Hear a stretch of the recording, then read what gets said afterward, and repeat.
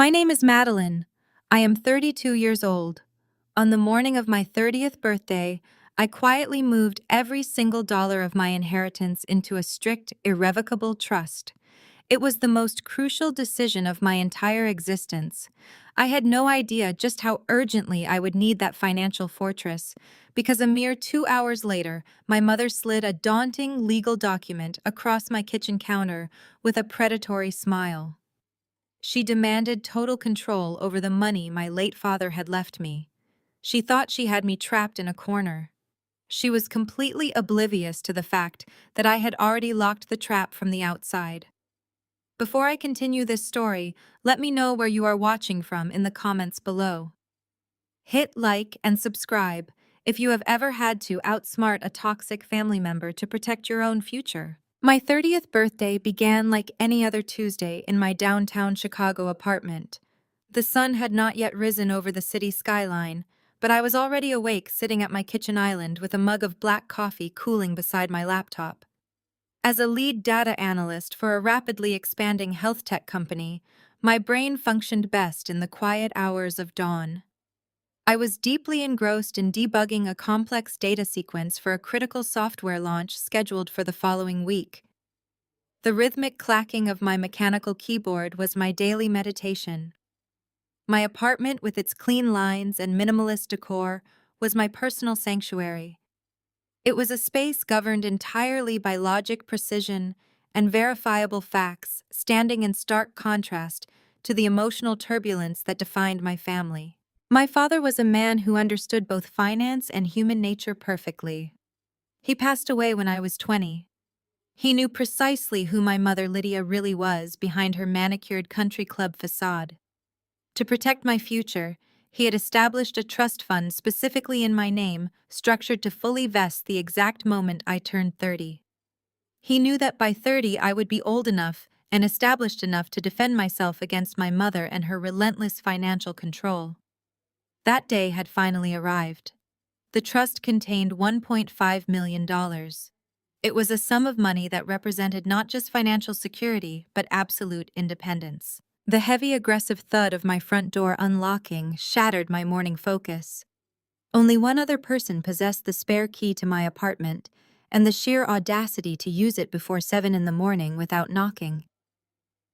My mother breezed into my kitchen like a hurricane wrapped in an immaculate cashmere trench coat. She carried a designer handbag that cost more than my first car, and her face was fixed in a bright artificial smile that completely failed to reach her cold, calculating eyes. Without offering a single word of greeting or wishing me a happy birthday, she marched straight to my kitchen island.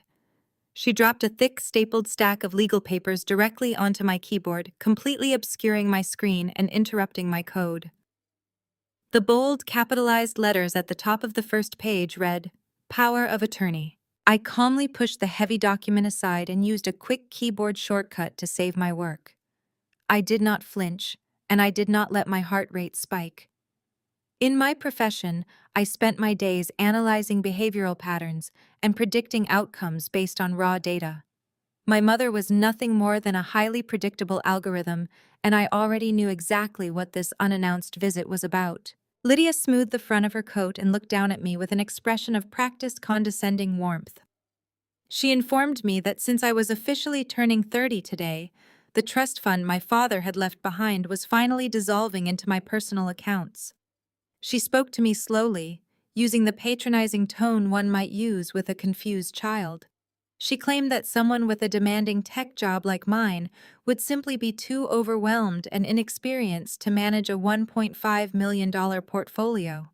She tapped a perfectly manicured fingernail against the power of attorney document, instructing me to sign on the bottom line. She insisted that she needed to take over the management of the assets for the overall good of the family. In Lydia and her vocabulary, the phrase "the good of the family" was simply a polite translation for her own bank account and the extravagant lifestyle of my younger sister Chelsea. I looked up at her, maintaining complete clinical detachment. I did not raise my voice. I did not offer any emotional justifications or defensive excuses. I simply looked her dead in the eyes and said no. I told her the money belonged to me. It was intended for my future, and I would be managing every single cent of it myself. The transformation in her demeanor was instantaneous and chilling. Lydia dropped her fake maternal warmth in a fraction of a second. The polite, affluent facade cracked, revealing the ruthless, controlling woman underneath. Her face hardened into a mask of pure, unadulterated resentment. She leaned heavily over the granite counter, invading my personal space, and decided to play what she firmly believed was her ultimate trump card. Her voice dropped to a harsh, threatening whisper. She told me that if I refused to sign the documents right this second, she would immediately remove me from her premium family health insurance plan. She smiled maliciously, reminding me of how obscenely expensive my daily asthma medication and specialist visits were. She boasted that without her generous coverage, my medical bills would drown me within months, draining my paycheck and forcing me to beg her for help anyway. She stood tall, crossing her arms, waiting for the panic to set in. She expected me to crumble under the weight of financial anxiety. She fully expected me to reach for a pen and sign away my inheritance just to keep my basic health care intact. I let a few seconds of absolute silence stretch between us. I watched the pulse beating in her neck as she waited for my surrender. What Lydia did not know, because she had never once bothered to ask about my career or my life, was that I had removed myself from her insurance plan over 4 years ago. My corporate benefits package at the tech firm was incredibly comprehensive, covering every single medical expense and prescription I required. Her ultimate threat was completely meaningless. It was a desperate bluff relying on outdated information. I looked at the power of attorney document, then back up to her furious face. I did not tell her about my corporate insurance. I did not give her the satisfaction of an explanation. I simply turned back to my laptop, pulled up my coding environment, and began typing again. I told her the door was exactly where she left it and that she could see herself out before I called building security. Before my mother could formulate a response to my dismissal, the front door swung open again.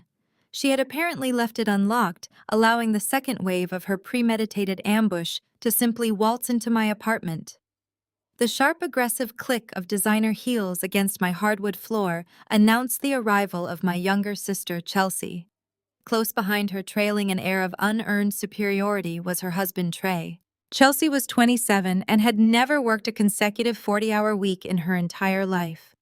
She was dressed in a tailored silk blouse and carried a bag that cost more than most people earned in a fiscal quarter. Trey followed her, projecting the highly curated aesthetic of a Silicon Valley visionary. He was a tall, striking African-American man, wearing a minimalist black turtleneck paired with limited-edition sneakers that screamed desperate tech wealth. He carried himself with the bloated arrogance of a man who firmly believed his own pitch deck. Without a single word of greeting, Trey bypassed the kitchen island entirely. He walked directly to my refrigerator, pulled the handle, and began rummaging through the shelves. He casually grabbed a bottle of imported sparkling water, popped the cap, and took a long, slow swig. Chelsea, meanwhile, glided over to my pristine living room and draped herself across my custom linen sofa, completely oblivious to the tension radiating through the room. Lydia immediately shifted her posture, transforming from a cornered predator into a proud matriarch. She looked at Chelsea and Trey with sickening adoration. Trey leaned against my granite countertop, invading my workspace just as Lydia had done minutes earlier. He pointed the bottle of sparkling water at me using his best venture capitalist pitch voice. He said they needed to talk numbers. He casually tossed out buzzwords like burn rate, scalability, pivot, and runway. He spoke rapidly, trying to overwhelm me with tech bro jargon, assuming I was just a naive corporate drone who would be dazzled by his entrepreneurial buzz. He finally arrived at his main point. His health tech startup was apparently on the verge of revolutionizing the industry, but they had hit a slight cash flow bottleneck. He announced with absolute brazen entitlement that they needed $500,000 by the end of the business week. I stared at him. I did not blink. As a lead data analyst working in actual health tech, I knew exactly what his startup was doing. They were building a redundant app with a terrible user interface and zero market viability. Their engagement metrics were an industry joke. His company was bleeding cash faster than a severed artery, and no legitimate venture capital firm would ever touch them. Trey smiled, flashing perfectly white teeth. He told me that Lydia had already assured him the capital was secured. He explained that since my trust fund was officially unlocking today, it was the perfect opportunity for me to become a silent angel investor in his company. He actually had the audacity to call it a late wedding gift. He insisted that family invests in family, and that my financial contribution would permanently solidify their future. Chelsea chimed in from the sofa, inspecting her freshly manicured nails. She whined about how stressed Trey had been lately dealing with his board of directors. She used that grating, high-pitched tone she always reserved for demanding money. She told me that I did not really need $1.5 million anyway. She pointed out that I just sat at a computer all day, while Trey was actively building an empire. She said it was only fair, since Dad left the money to me, that I share it with the people who were actually carrying on the family legacy. She genuinely believed her husband was the next tech billionaire, and that I owed them my financial backing simply because we shared a bloodline. My inner monologue categorized their behavior rapidly. Lydia was the architect attempting to use my money to fund her favorite child's lavish lifestyle. Trey was the grifter utilizing emotional manipulation and familial obligation to cover up his gross financial incompetence. Chelsea was the willing accomplice entirely detached from the reality of hard work or personal accountability. They had marched into my home uninvited, drank my water, sat on my furniture, and demanded $500,000 with the casual ease of ordering a cup of coffee. I looked closely at Trey. I analyzed the subtle signs of his desperation. I noticed the slight sheen of sweat on his forehead, despite the cool air conditioning in my apartment. I watched the frantic, rapid tapping of his left foot against the base of my kitchen island. He was putting on a masterclass in overconfidence, but the raw data presented a completely different reality. A man with a solid business model does not corner his sister-in-law at 7 in the morning to demand seed capital. A real visionary does not use his mother-in-law as a financial enforcer. He was absolutely terrified. The walls were closing in on his facade, and he viewed my inheritance as his personal bailout package. Chelsea, oblivious to her husband's underlying panic, continued her endless monologue from the living room. She loudly declared that they were looking at purchasing a new vacation home in Aspen, and the current cash flow issue was putting a hold on their escrow. She had the profound lack of self-awareness to complain about a delayed luxury real estate purchase while actively attempting to extort my life savings. She told me to hurry up and sign the papers because they had a brunch reservation at 11, and Trey needed to get back to the office to lead a strategy meeting. She treated my massive trust fund as a minor administrative hurdle in her busy social calendar. Lydia placed a reassuring hand on Trey's shoulder, projecting total unity. She looked at me with cold, expectant eyes. She reminded me that we were all in this together. She stated that holding on to the money would cause a permanent rift in the family, and that I would be entirely responsible for destroying my sister's happiness. The psychological trap was perfectly laid out. If I refused, I was the villain attempting to ruin Trey's brilliant career and Chelsea's perfect marriage. If I signed, I became their permanent financial hostage. Trey took another sip of water and pulled a sleek silver pen from his pocket. He placed it directly on top of the power of attorney document my mother had brought. He tapped the paper, telling me to just sign the authorization so Lydia could initiate the wire transfer by noon. He promised me a fraction of a percent in equity as a token of his gratitude. He spoke as if he was doing me a massive favor by allowing me to fund his sinking ship. I looked at the silver pen resting on the legal document. I looked at Trey's arrogant smile, at Chelsea's bored expression, and at Lydia's triumphant posture. I felt no anger. Anger implies a loss of control. I felt nothing but absolute chilling clarity. I reached out and picked up the silver pen. Trey's smile widened, and Lydia let out a soft sigh of relief. They thought they had won. They thought the battle was over before it had even truly begun. I rolled the heavy silver pen between my fingers, feeling the cool metal against my skin. Trey stood up a little straighter, his chest puffing out with the arrogant satisfaction of a man who believed he had just successfully bullied a woman into submission. Lydia clasped her hands together in front of her, a picture of manufactured maternal grace. From the living room, Chelsea let out a loud, exaggerated sigh, as if my compliance was simply a tedious chore she had been forced to oversee. They were all waiting for the scratch of ink on paper. They were waiting for me to sign away my future. I did not uncap the pen. Instead, I casually tossed it back onto the granite countertop, where it clattered loudly and slid right back to Trey. His smug smile froze instantly. Lydia dropped her clasped hands, her posture stiffening. The sudden sharp sound of the metal hitting the stone seemed to echo in the quiet apartment, cutting through their thick delusion. "I am not signing that document," I stated. My voice was entirely flat, devoid of any emotional fluctuation. It was the exact tone I used when informing a software engineering team that their code had catastrophically failed a stress test.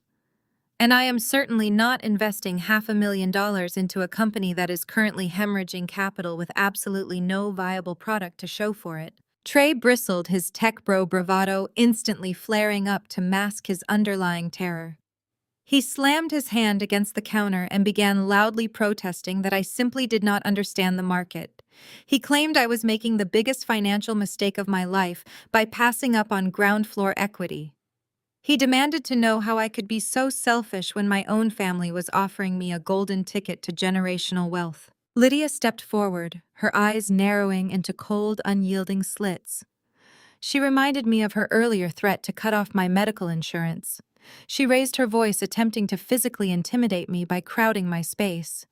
She commanded me to pick up the pen and do exactly as I was told, declaring that she was still my mother, and she knew exactly how to manage this massive influx of wealth. I let them exhaust their pathetic outrage. When they finally paused to take a breath, I delivered the reality check they were entirely unprepared for.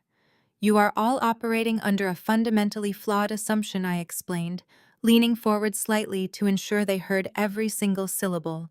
"You assume the money is sitting in a standard checking account waiting for my signature. It is not." I watched their faces contort in synchronized confusion.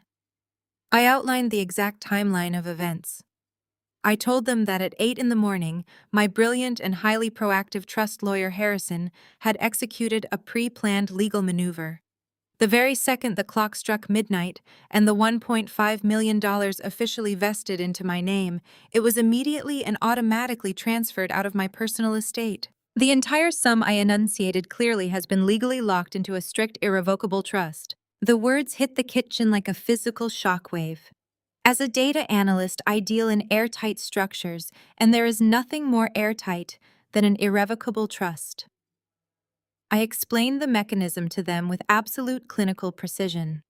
I told them how Harrison and I had spent the last 6 months drafting the paperwork anticipating this exact scenario. We had meticulously constructed a financial bunker. Unlike a revocable trust, which I could alter or dissolve at will, an irrevocable trust meant I had willingly surrendered absolute control over the assets. I was no longer the legal owner of the $1.5 million. The trust was the owner.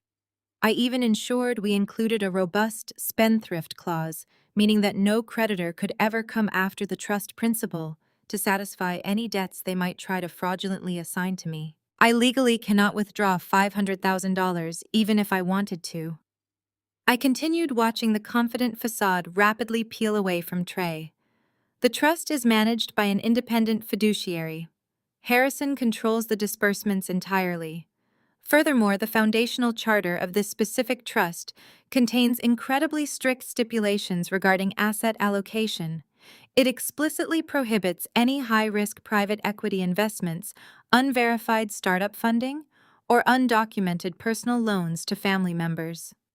The vault is locked, and I threw away the key. Trey staggered backward as if he had been physically struck. His limited edition sneakers squeaked sharply against the hardwood floor. His dark complexion turned an ashen gray, and he gripped the edge of the kitchen island, his knuckles turning white as he struggled to process the fact that his bailout had just evaporated into thin air. He began muttering to himself, frantically shaking his head and pulling out his phone with trembling fingers. He frantically swiped at the screen, entirely consumed by the realization that his investors were going to tear his life apart.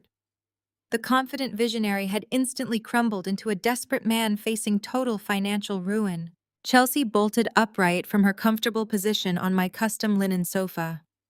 The reality of the situation finally pierced through her thick bubble of entitlement. She began stomping her foot against the rug like a petulant toddler. Her voice, shrill and panicked, echoed through the apartment as she demanded to know how they were supposed to close on their Aspen vacation home without my money. She screamed that I was deliberately ruining her life and sabotaging her marriage. She looked at her mother, expecting Lydia to magically fix the situation with a wave of her hand, just as she had done for Chelsea's entire life. But Lydia could not fix anything. My mother stood completely paralyzed, her mouth slightly open. She pointed a shaking finger at me and demanded that I call Harrison right this second to undo the paperwork. I smiled a cold, calculated smile and informed her that piercing an irrevocable trust would require a complex court order, a massive legal team, and years of litigation that none of them could afford to finance. The immaculate matriarchal mask had been violently ripped away, leaving behind a hyperventilating woman who realized her ultimate tool of manipulation had been rendered entirely useless. She stared down at the power of attorney document sitting on my counter. It was nothing more than worthless paper, a failed weapon in a war she had already lost. She had tried to corner me, but she had walked blindly into an impenetrable legal fortress. She began gasping for air, her chest heaving as the sheer magnitude of her failure crushed her lungs. I did not stay to comfort them. I did not offer any apologies or seek any compromises to soften the blow. I calmly reached for the back of one of my kitchen stools and picked up my tailored navy blazer. I slid my arms into the sleeves, adjusting the collar with meticulous care, smoothing out a non-existent wrinkle. I picked up my leather work bag from the counter and slung it over my shoulder, checking my watch to ensure I was still perfectly on schedule for my morning data integration meetings. I looked at the three of them one last time, taking a mental snapshot of their absolute defeat. Trey was pacing the floor, gripping his phone like a lifeline, while sweat beaded heavily on his forehead. Chelsea was frantically biting her freshly manicured nails, her face twisted in a mask of pure, unadulterated panic as she continued to whine about her Aspen property. Lydia was clutching the edge of the granite island, her face a sickly shade of pale as she struggled to pull oxygen into her lungs, completely shattered by the loss of her financial dominance. They were entirely consumed by their own self-inflicted catastrophe. I stepped around them, walked straight to my front door, opened it, and stepped out into the hallway. I pulled the heavy oak door shut behind me, leaving the three antagonists trapped in the suffocating reality of my kitchen while I headed to work. The crisp morning air of downtown Chicago felt incredibly refreshing as I marched toward my office building. The adrenaline from the kitchen confrontation still hummed in my veins, but my mind had already transitioned into corporate mode. I walked through the revolving glass doors of my company headquarters, perfectly on schedule. The towering atrium buzzed with the usual rush hour energy of executives and developers, grabbing their morning caffeine. I joined the short line at the artisanal coffee shop, nestled in the corner of the lobby. It was my daily ritual, a simple black coffee to officially start my workday. I stood in line, mentally reviewing the data migration parameters I needed to present at my 10 o'clock meeting. I felt an unprecedented sense of lightness. I had successfully insulated my primary financial assets from my toxic family. I was secure, I was untouchable, or so I thought. I reached the front of the line and ordered my standard $4 drip coffee. The barista, a friendly college student who knew my order by heart, punched it into the point-of-sale system. I pulled my sleek corporate debit card from my wallet and tapped it against the wireless reader, expecting the familiar chime of a successful transaction. Instead, the terminal let out a sharp, obnoxious beep. The screen flashed a bright red error message indicating the transaction was declined. The barista frowned and tapped the screen a few times. He apologized, claiming the network might be experiencing a minor glitch, and asked me to tap the card again. I obliged, pressing the plastic against the reader a second time. The same sharp beep echoed over the ambient noise of the coffee shop. The bright red error message appeared once more. A line of impatient, caffeinated professionals was beginning to form behind me. The barista gave me a sympathetic but awkward look, suggesting I might need to try a different payment method. My brow furrowed in genuine confusion. I was a senior data analyst making a six-figure salary with excellent credit and absolutely zero debt. There was absolutely no logical reason for a $4 transaction to fail. I quickly handed the barista a $5 bill from my coat pocket, told him to keep the change, and stepped away from the counter holding my coffee. I walked over to a quiet high-top table near the window. I pulled out my phone and used facial recognition to unlock my primary banking application. I navigated straight to my emergency savings account. This was a specific checking account I had maintained since my freshman year of college. It held exactly $12,000. I kept it separate from my main corporate accounts, serving as a liquid safety net for immediate access. It was a financial buffer I had built dollar by dollar during my early 20s by working late shifts and living on instant noodles. As the dashboard loaded, the screen refreshed to display the current balance, $0.00. I stared at the bold black numbers on the glowing screen. My analytical brain immediately began running diagnostics ruling out banking errors, identity theft, or compromised card numbers. I clicked into the transaction history to trace the exact movement of the missing funds. There was only one pending transfer initiated less than 45 minutes ago. $12,000 had been fully wired out of my account. I checked the destination routing number. It belonged to Lydia. A cold realization washed over me. I had completely forgotten that this specific college account was originally opened as a joint checking account when I was 18 years old. I had never bothered to go into a physical bank branch to officially de-link my mother from the paperwork. Technically, her name was still attached to the account, granting her legal access to initiate transfers. I clicked on the transaction details to view the transfer memo. There, attached to the digital wire, was a custom note typed out by Lydia herself. It read, "Back pay for raising you." I gripped my phone. The sheer petty vindictiveness of the message was astounding. This was not a calculated financial strategy. This was the desperate thrashing of a narcissist who had just realized she had lost the grand prize. Having failed to extort $1.5 million from my trust fund, Lydia had immediately scrambled to inflict whatever minor damage she could manage. She had remembered the old joint account, logged in, and drained my emergency savings just to prove she still possessed some fraction of power over my life. She wanted me to panic. She wanted me to call her screaming and crying. She wanted to force me into a negotiation where she held $12,000 hostage in exchange for my compliance on the larger trust fund issue. A flash of intense, blinding anger sparked in my chest. My mother had just stolen the safety net I had bled for during my hardest years. For a fraction of a second, the emotional betrayal threatened to overwhelm my logic. I pictured the smug satisfaction on her face as she clicked the transfer button, believing she had finally punished me for my insubordination. But I brutally suppressed the emotion before it could manifest into a physical reaction. I took a slow, deliberate sip of my black coffee, letting the bitter liquid ground me back in reality. I did not text her. I did not call her. Anger is a useless metric. It clouds judgment and leads to tactical errors. Lydia thought she had dealt me a punishing blow. She thought this petty theft would bring me to my knees. But looking at the digital transaction record, I realized she had just handed me a loaded weapon. By draining that account out of pure spite, she had crossed a massive legal boundary. I locked my phone, slipped it into my pocket, and walked toward the elevator bank. My mother had just escalated the war from emotional manipulation to tangible financial warfare. I was going to let her fall right into her own trap. I completed my workday with the exact same rigorous efficiency I applied to every data migration project. I did not allow my mother's petty theft to distract me from my responsibilities. I led my 10 o'clock strategy meeting flawlessly. I finalized the software integration protocols. I ate my lunch while reviewing quarterly analytics. By the time I logged off and packed my laptop into my leather satchel, my mind was sharp and fully compartmentalized. The $12,000 missing from my college account was merely a new data point in an ongoing legal equation. I took the elevator down to the lobby and hailed a cab back to my apartment building, anticipating a quiet evening, to draft an email to Harrison regarding the stolen funds.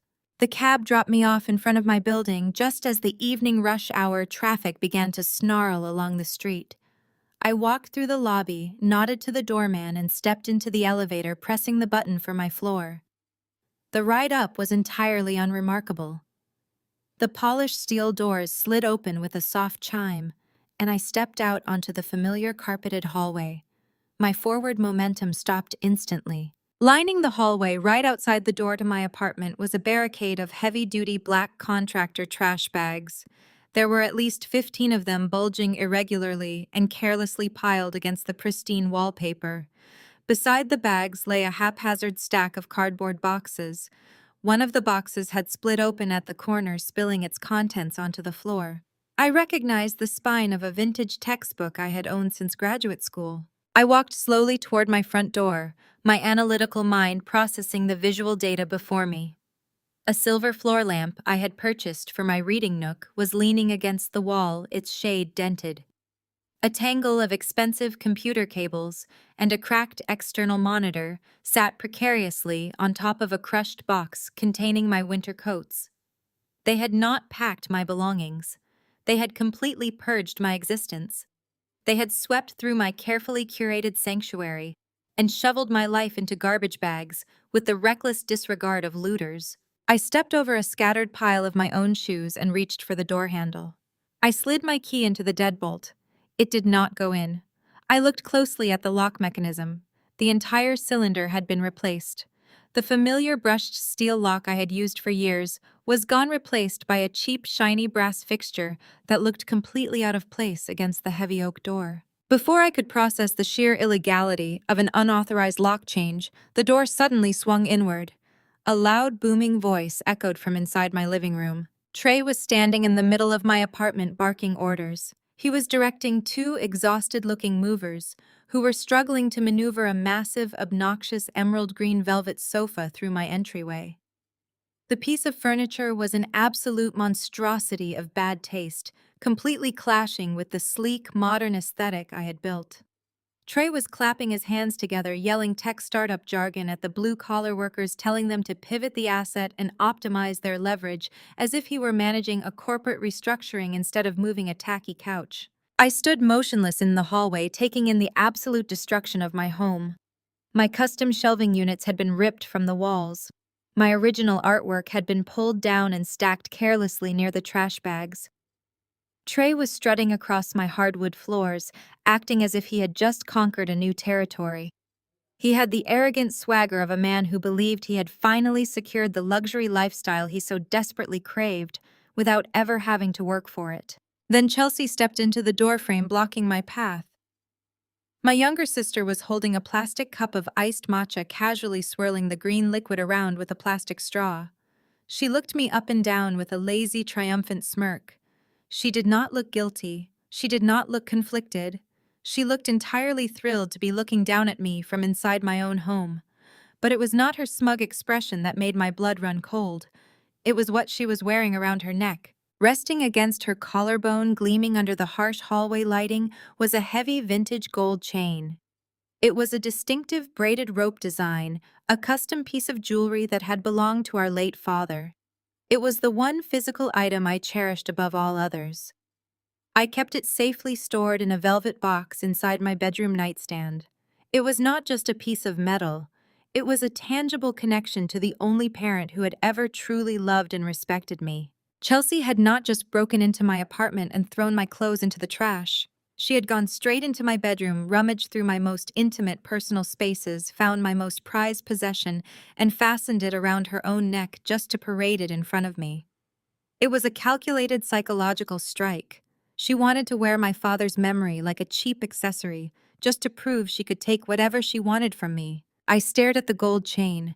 My heart hammered against my ribs, but I kept my facial expression completely frozen. I refused to give her the satisfaction of seeing my pain. I refused to let her see the emotional impact of her theft. I treated her exactly like a hostile variable in a complex dataset. Trey noticed me standing in the hallway. He paused his ridiculous micromanaging of the moving crew and sauntered over to stand behind his wife. He placed a possessive hand on Chelsea's shoulder. and looked at me with an incredibly punchable grin. He told me that I was blocking the logistics pathway and that I needed to step aside so they could finish onboarding their new furniture. He spoke to me as if I was a dismissed employee, lingering awkwardly in the lobby after being fired. Chelsea took a slow, loud sip of her iced drink. She leaned against the door jamb, intentionally adjusting her posture so the gold necklace caught the light. She looked at the trash bags surrounding my feet and offered a fake pout. She told me that she and Trey were officially moving in today. She said they needed a space that better reflected Trey's status as a rising CEO, and my apartment was simply sitting here going to waste. She adjusted the heavy gold chain around her neck, ensuring I was looking right at it. She smiled, showing all her teeth, and told me that her mother had given them full authorization to claim the property. They stood there in the doorway of my home, draped in my stolen heirlooms, ordering movers to replace my life with their garbage. They expected me to scream. They expected me to demand entry, to cry over the trash bags, to threaten them with the police. They wanted a chaotic, emotional meltdown that would validate their belief that I was unstable and desperate. I did not give them a single reaction. I simply recorded their faces with my eyes locked away the visual data and prepared to dismantle their entire fraudulent existence. Chelsea took another loud sip of her iced matcha drink. She leaned heavily against the doorframe and smiled with absolute malicious delight. She told me that Mom was furious about my little stunt this morning. She used the word insubordination. She actually said that because of my insubordination regarding the startup funding, Mom decided it was time for immediate consequences. Chelsea waved her free hand around my living room, gesturing toward the chaotic scene inside. She announced that since Mom was technically listed on the deed to this apartment, Mom had the supreme legal authority to grant them immediate residency. She told me I was officially evicted, effective immediately. She suggested I take my trash bags and find a cheap motel before the sun went down. I kept my eyes locked on hers. I did not raise my voice. I spoke with the precise, measured cadence of a prosecutor laying out a timeline for a jury. I told Chelsea she was operating on a severe misunderstanding of property law and basic financial history. I reminded her exactly how this apartment was purchased. I laid out the raw data. 12 years ago, when I was 20 years old, my trust fund generated a massive dividend yield. I used that exact yield to purchase this property in cash. I paid for the inspection, the closing costs, the property taxes, and every single utility bill for the past decade. Lydia did not contribute a single cent to the purchase price. She merely manipulated the paperwork at the closing table, convincing a naive 20-year-old that having a parent on a joint deed would build my credit score.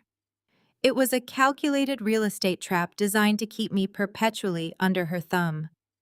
The money was 100% mine, but she had weaponized a technicality. Chelsea rolled her eyes, dismissing the facts. She stated that the origin of the money did not matter in the real world.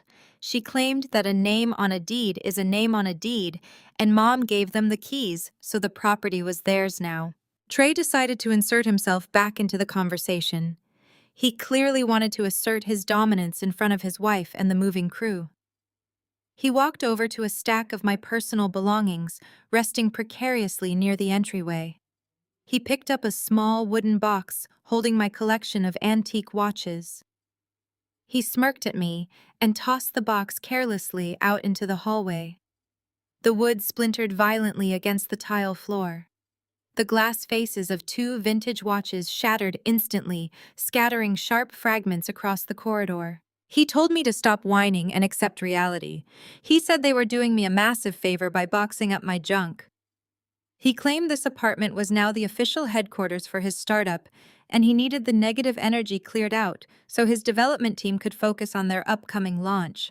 I looked at the shattered glass on the floor. I looked at the vintage gold necklace hanging around Chelsea's neck. I did not shed a single tear. I did not scream at them to stop. Emotional outbursts are completely useless against narcissists. They feed on distress. If I cried, they would feel victorious. If I yelled, they would record me and frame me as the unstable sister throwing a pathetic tantrum over a misunderstanding. Instead, I reached into my tailored blazer pocket.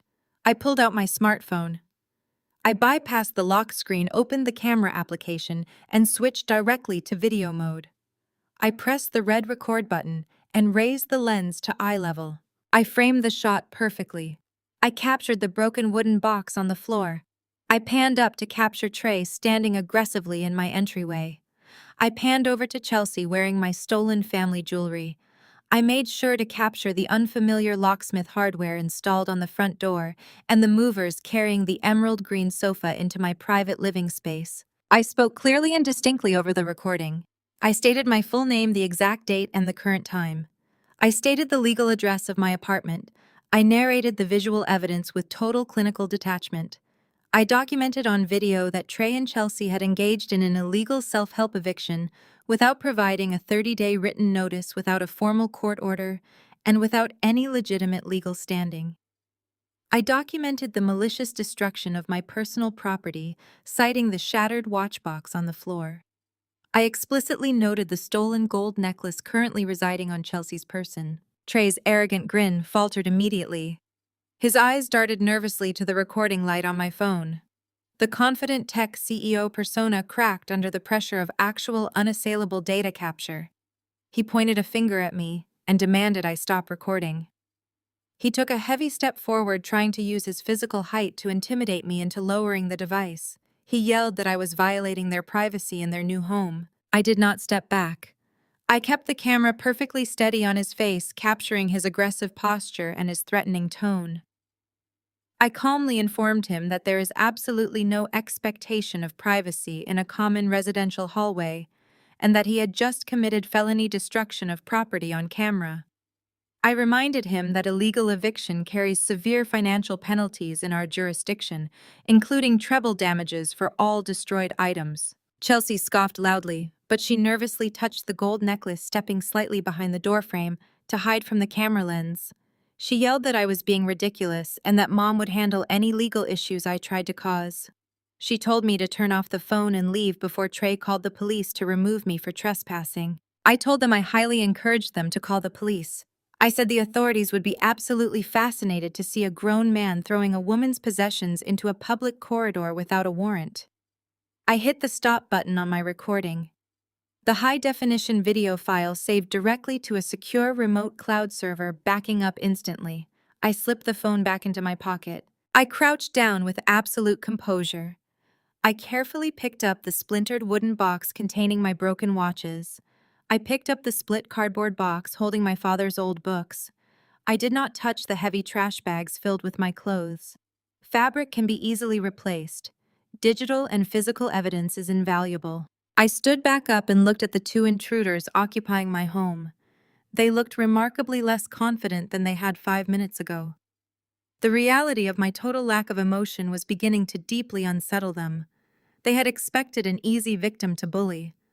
They had encountered a highly efficient machine. I told Trey to enjoy the green velvet sofa while he still could. I told Chelsea to keep the gold necklace safe because she would be handing it directly to a judge very soon. I turned my back on them. I did not look back as I walked down the long carpeted hallway, carrying the physical evidence of their crimes. I stepped into the elevator and pressed the button for the lobby. I was not going to a cheap motel or a friend's house. I was going directly to the high-rise office of my trust lawyer, Harrison. The time for defensive maneuvers was officially over. It was time to initiate a complete legal annihilation. I left Harrison's office well past midnight, having set a massive legal machine into motion. I checked into a highly secure corporate hotel downtown using my company card, ensuring my location was entirely untraceable by my family. I slept for exactly 5 hours. My mind was too disciplined to waste energy on tossing and turning. I needed to be razor sharp. The following morning, I walked into my company headquarters wearing a pristine, tailored suit, carrying my usual black coffee. Today was supposed to be a milestone. I was officially on the final shortlist for a promotion to senior product manager. It was a role that came with a significant bump in equity and authority. I walked onto the data analytics floor, ready to finalize my launch presentation. Before I could even log into my workstation, the head of human resources approached my desk. Director Bradley stood with his hands clasped tightly in front of him. His expression was incredibly grave, devoid of the usual morning pleasantries. He asked me to follow him to the executive conference room immediately. He stated that it was an urgent compliance matter.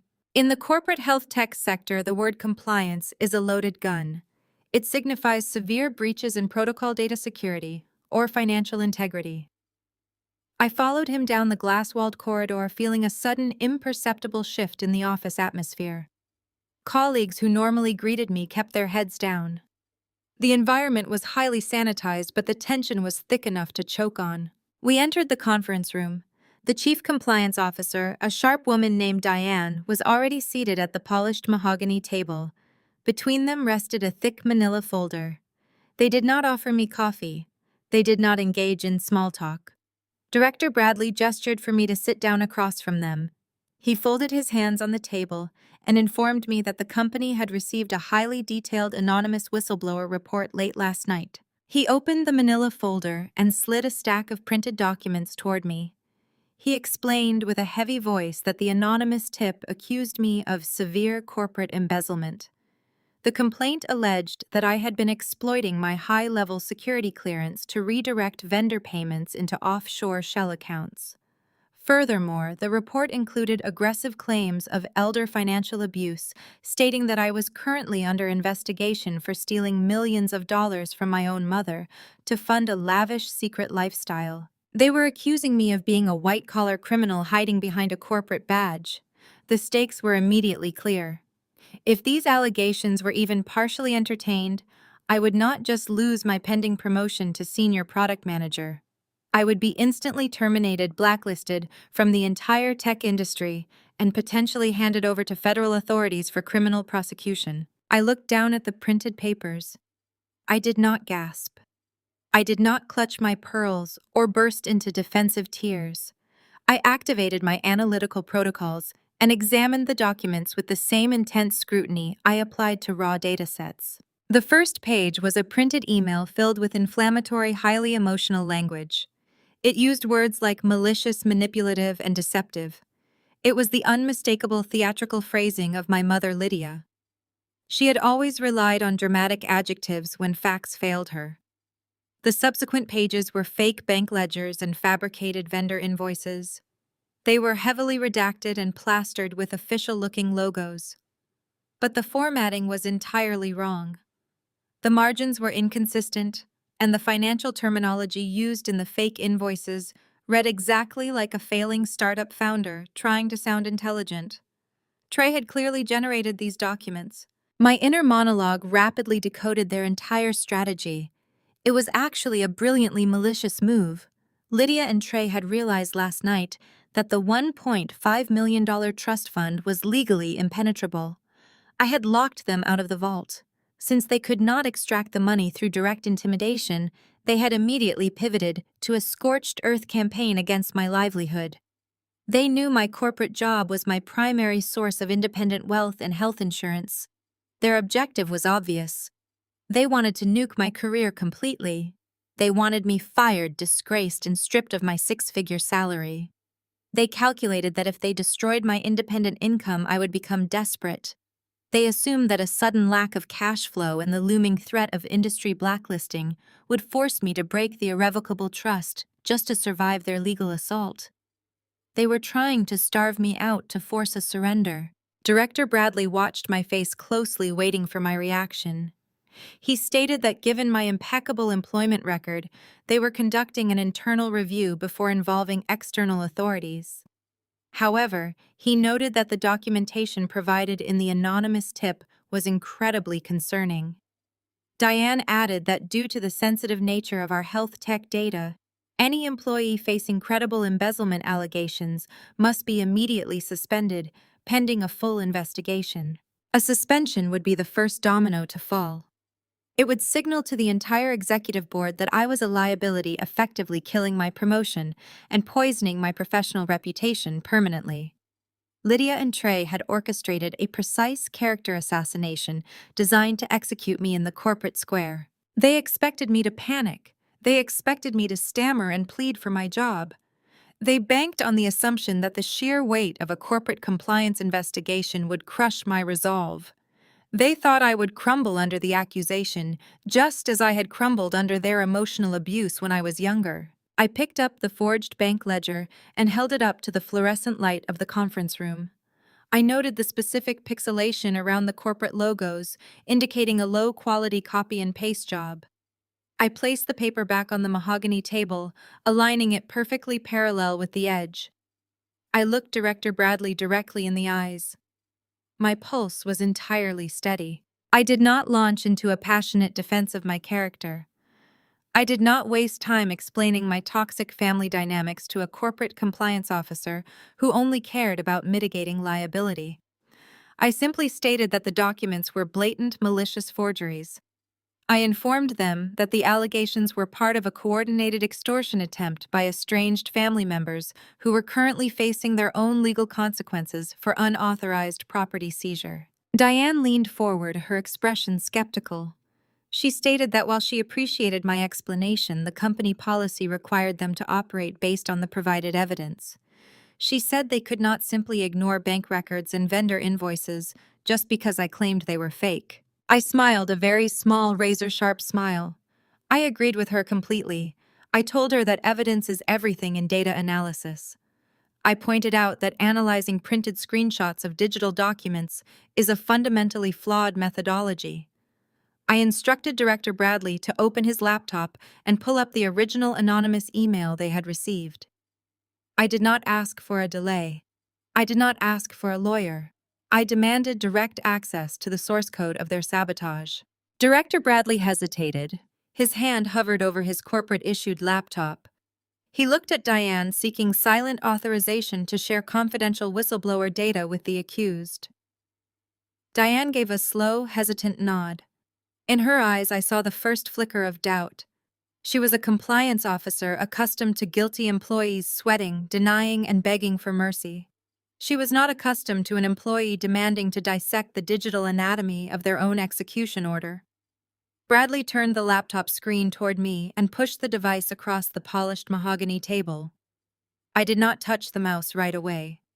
I instructed him to open the original raw email file, including the full internet headers. Bradley complied, clicking through the administrative portal until the screen displayed blocks of dense, monochromatic text. I pulled the laptop closer. The bright glow of the screen reflected in the dark conference room. I felt the familiar, comforting surge of adrenaline that always accompanied raw data analysis. The human element of this betrayal was messy and unpredictable, but code was absolute. Code did not lie. Code did not manipulate. I cracked my knuckles and placed my hands on the keyboard. I was no longer a daughter defending herself against a malicious family. I was a lead data analyst dismantling a poorly constructed firewall. I began typing rapidly, executing a series of command line prompts to bypass the basic email client interface. I explained every single keystroke to Bradley and Diane, keeping my voice at a steady instructional volume. I told them that an email is not just a digital letter. It is a highly complex package of data containing a precise geographic and temporal roadmap of its entire journey across the internet. I pointed to the first block of text, identifying the sending server. I explained that whoever orchestrated this sabotage had attempted to mask their location using a commercial virtual private network.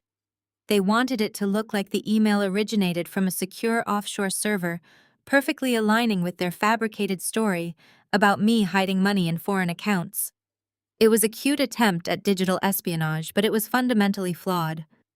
Trey had built his tech startup on flashy marketing and outsourced code. He lacked the actual technical discipline required to execute a flawless digital assassination. He assumed a basic encryption tunnel would hide his tracks from a corporate security grid. I highlighted a specific string of characters buried deep within the routing path. I informed Diane that when you use a cheap commercial routing service, the original originating Internet Protocol address often leaks through the initial handshake protocol. I ran a reverse domain name system lookup right there in the conference room. The terminal window flashed as it queried the global database. I commanded the system to trace the leaked Internet Protocol address back to its physical point of origin. Bradley leaned in closer, his eyes darting across the scrolling lines of code. Diane sat perfectly still, her pen hovering above her notepad. The search completed with a sharp, definitive chime. A block of registration data populated the screen. I did not say a word. I simply turned the laptop back toward the center of the table, allowing the HR executives to read the raw data for themselves. The registered owner of the originating Internet Protocol address was not a disgruntled vendor or an offshore bank. It was a registered corporate entity located right here in Chicago. The screen clearly displayed the company name Aura Health Innovations.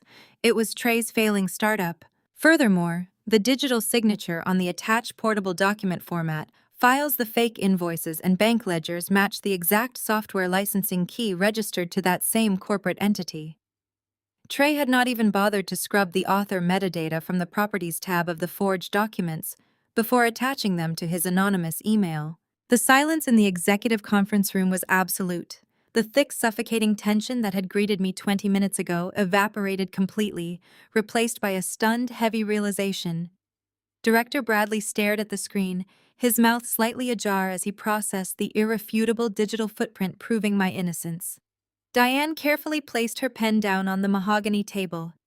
The compliance officer suddenly looked incredibly uncomfortable, realizing she had nearly initiated a catastrophic termination based on the amateurish fabrications of my vindictive brother-in-law. The narrative had completely flipped. I was no longer the accused white-collar criminal. I was the victim of a targeted, malicious corporate sabotage. I kept my posture perfectly rigid. I asked Diane if she required any further clarification regarding the geographical origin of the anonymous complaint. I asked Bradley if he still believed the low-resolution vendor invoices warranted a suspension of my employment. Bradley cleared his throat, his professional demeanor scrambling to recover its footing. He pushed the manila folder containing the printed forgeries away from him as if it were suddenly toxic. He apologized immediately. He stated that the company was legally obligated to follow up on any financial whistleblowing, but he admitted that the digital evidence I had just extracted definitively exonerated me of all allegations. He assured me that my suspension was instantly voided and that my promotion trajectory to senior product manager remained entirely intact. Diane leaned forward, her expression shifting from skepticism to fierce corporate protectiveness. She informed me that launching a coordinated cyber attack against a key employee using falsified financial documents was a severe legal matter. She stated that the Human Resources Department would not simply sweep this under the rug. She offered to immediately engage our corporate legal team to pursue aggressive action against Aura Health Innovations for defamation, corporate interference, and digital harassment. She wanted to unleash the full weight of our billion-dollar legal department on Trey's fragile startup. It was a tempting offer. Watching my company lawyers dismantle Trey's business would have been incredibly satisfying. But I had a much larger, much more devastating strategy already in motion. Handing this over to corporate HR would only result in cease and desist letters and civil lawsuits. I needed absolute annihilation. I thanked Diane for her support and her offer of corporate legal muscle. I told her that I was currently working with my personal trust attorney to handle the familial aspects of this extortion attempt. I requested that HR formally document the malicious origin of the emails and close their internal investigation immediately. I wanted the incident officially stamped as a confirmed hoax to permanently insulate my professional record. Bradley agreed without a second of hesitation, promising to seal the file personally. I stood up from the conference table. I retrieved my black coffee, which had gone completely cold during the meeting. I walked out of the Human Resources Department with my career completely secure. Lydia and Trey had fired their biggest weapon at my livelihood, and I had effortlessly deflected it right back into their faces. They thought they were playing a game of emotional manipulation, but they had unknowingly entered a war of raw data and federal liabilities. I pulled my phone from my blazer pocket as I stepped into the elevator. It was time to trigger the forensic audit. The transit from my corporate headquarters to Harrison's downtown law firm took exactly 14 minutes. I spent the entire cab ride categorizing the morning's events into actionable data sets. The human resources crisis was neutralized. Now it was time to address the tangible theft and the property invasion. I walked into the sweeping glass and marble lobby of Harrison's firm. The environment here was fundamentally different from my tech office. There were no casual seating areas or bright motivational posters. This imposing space was specifically designed to project absolute, unyielding power. The sharply dressed receptionist recognized me immediately and quickly escorted me straight back to the corner suite. Harrison was already standing by his conference table when I entered. He was a sharp, immaculately tailored attorney who moved with the precise energy of a man who billed by the minute and never lost a case. He took one look at my perfectly calm demeanor and gestured toward a leather chair. I sat down, placing my leather satchel on the polished mahogany surface. I did not waste his billable time with emotional venting.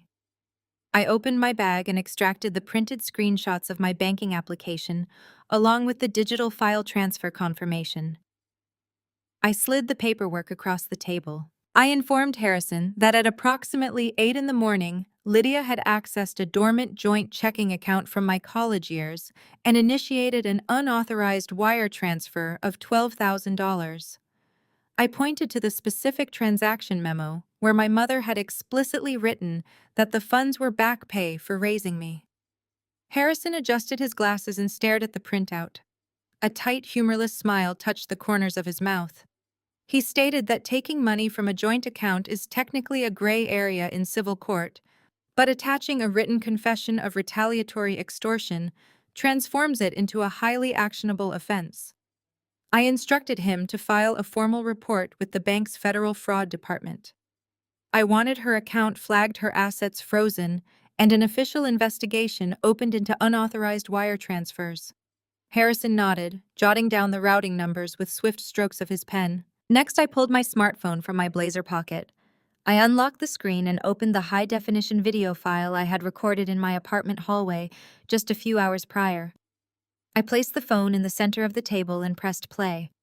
Harrison watched in absolute silence as the footage documented the 15 contractor trash bags, my broken watch box, the changed locks, and the unauthorized moving crew. He watched Trey bragging about turning my home into a startup headquarters. He watched Chelsea actively wearing my late father's vintage gold necklace, while verbally confirming that Lydia orchestrated the illegal eviction. When the video ended, Harrison leaned back in his leather chair. He let out a long, slow breath, clearly astounded by the sheer magnitude of their legal stupidity. He stated that engaging in a self-help eviction without a court order was a massive civil violation, but breaking and entering to seize a property deeded entirely with trust yields elevated the situation to a catastrophic legal blunder. I told him I wanted an ex parte emergency injunction filed immediately. I wanted a judge to order the immediate vacation of the premises, and I wanted a police escort to enforce the order. I demanded that Trey and Chelsea be legally barred from stepping foot within 500 feet of my residence. I also instructed Harrison to draft a formal demand letter for the immediate return of the gold necklace, or I would press felony grand larceny charges against my sister. Harrison began typing furiously on his laptop, formulating the injunction paperwork. Then I reached into my satchel one final time. I pulled out a blank legal authorization form I had asked his paralegal to print before my arrival. I placed it flat on the mahogany table. I looked at Harrison and told him it was time to execute the final protocol. We had insulated the $1.5 million principal, but I needed to know exactly what Lydia had been doing in the shadows for the past decade. I looked him dead in the eyes and officially authorized a comprehensive 10-year forensic audit of Lydia's financial management. I wanted every single bank statement, tax return, wire transfer, and real estate holdings scrutinized by independent forensic accountants. I wanted them to trace every penny she had ever touched since my father died. Harrison stopped typing. He closed his laptop and looked at me with an incredibly grave expression. He warned me that initiating a forensic audit of this magnitude was the nuclear option. He explained that if the accountants found any evidence of commingling funds, unauthorized borrowing, or fiduciary negligence, the liability would not remain a private civil dispute. The findings would mandate reporting to federal tax authorities. He told me that once the audit started, there was no way to stop it. He warned me that launching this investigation meant declaring total, undeniable war against my own mother, and that it would likely end with her facing severe criminal prosecution. He asked me if I was absolutely certain I wanted to push the button. I did not blink.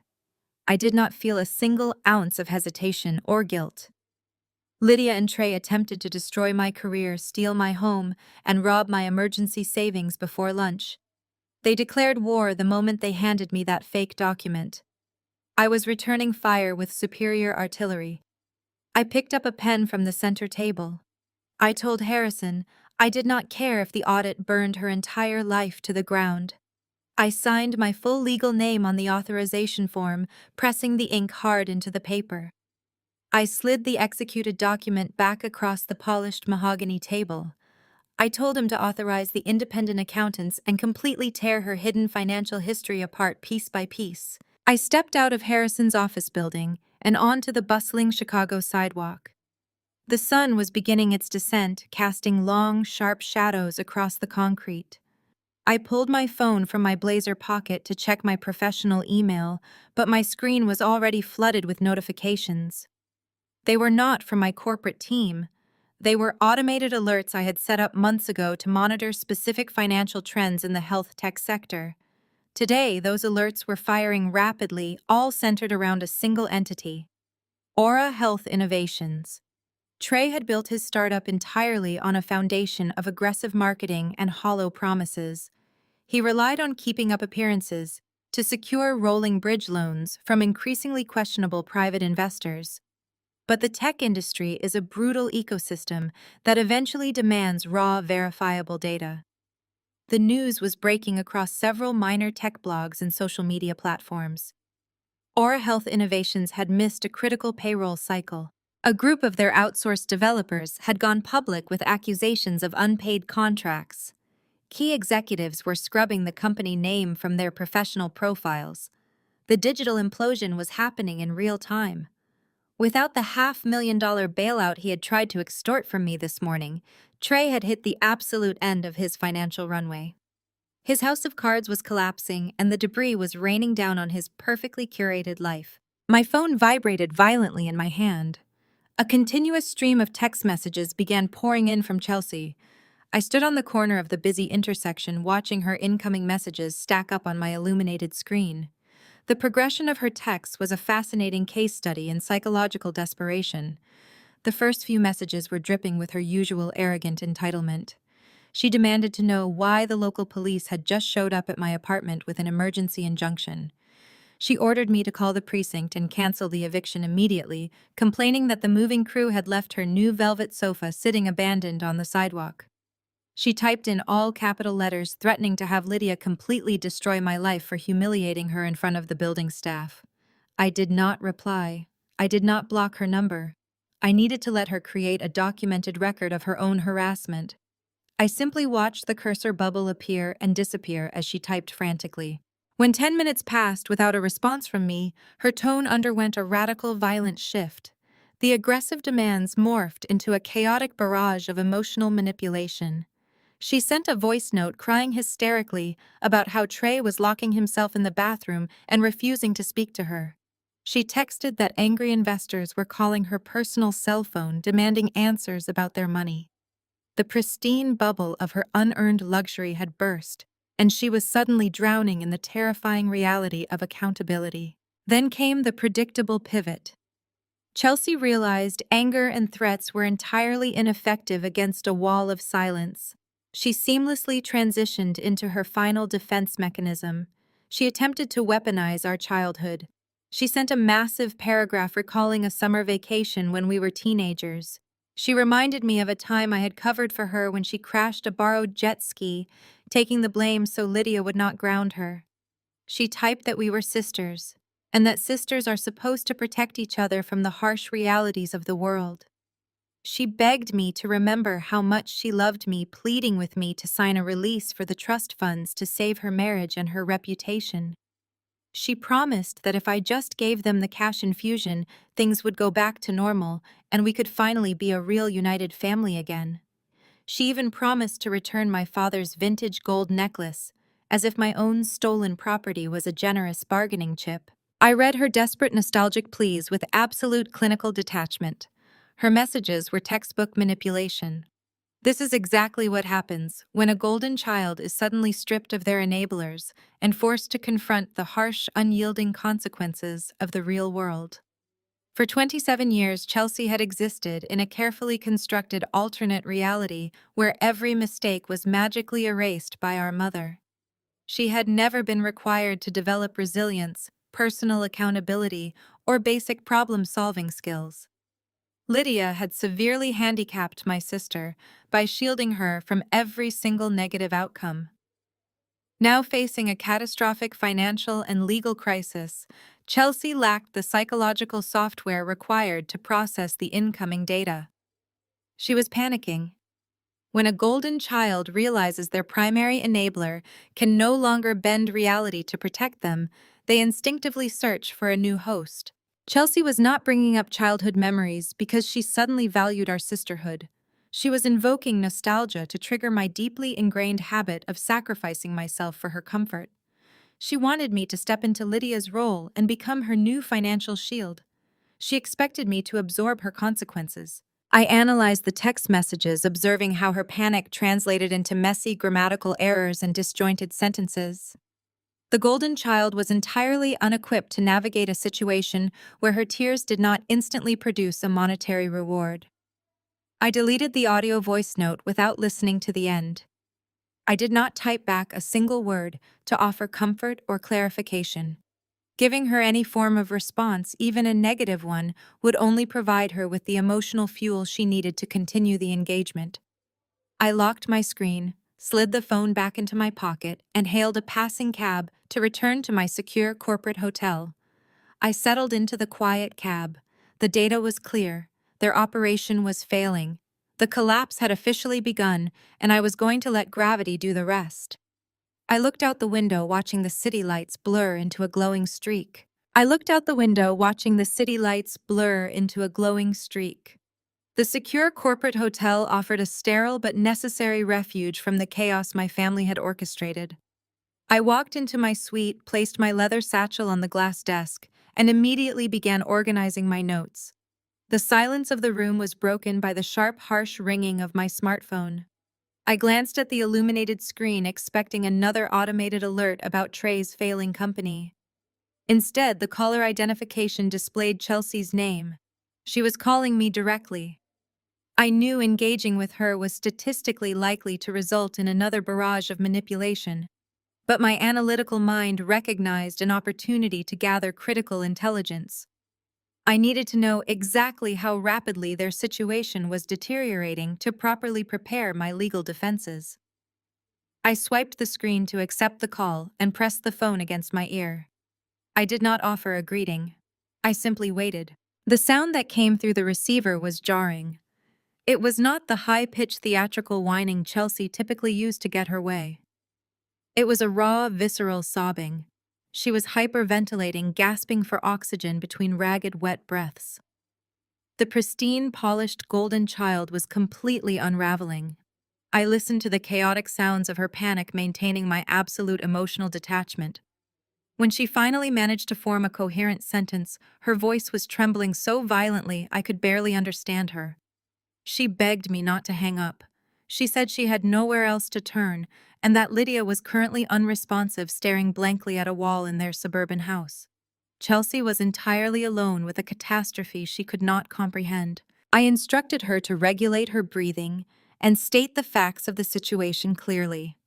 My clinical tone seemed to act as a tether, grounding her escalating hysteria, just enough to extract the necessary data. Chelsea choked back a sob and delivered a confession that fundamentally altered the parameters of their financial crisis. She admitted that Trey's venture capital investors were not actually legitimate technology investors.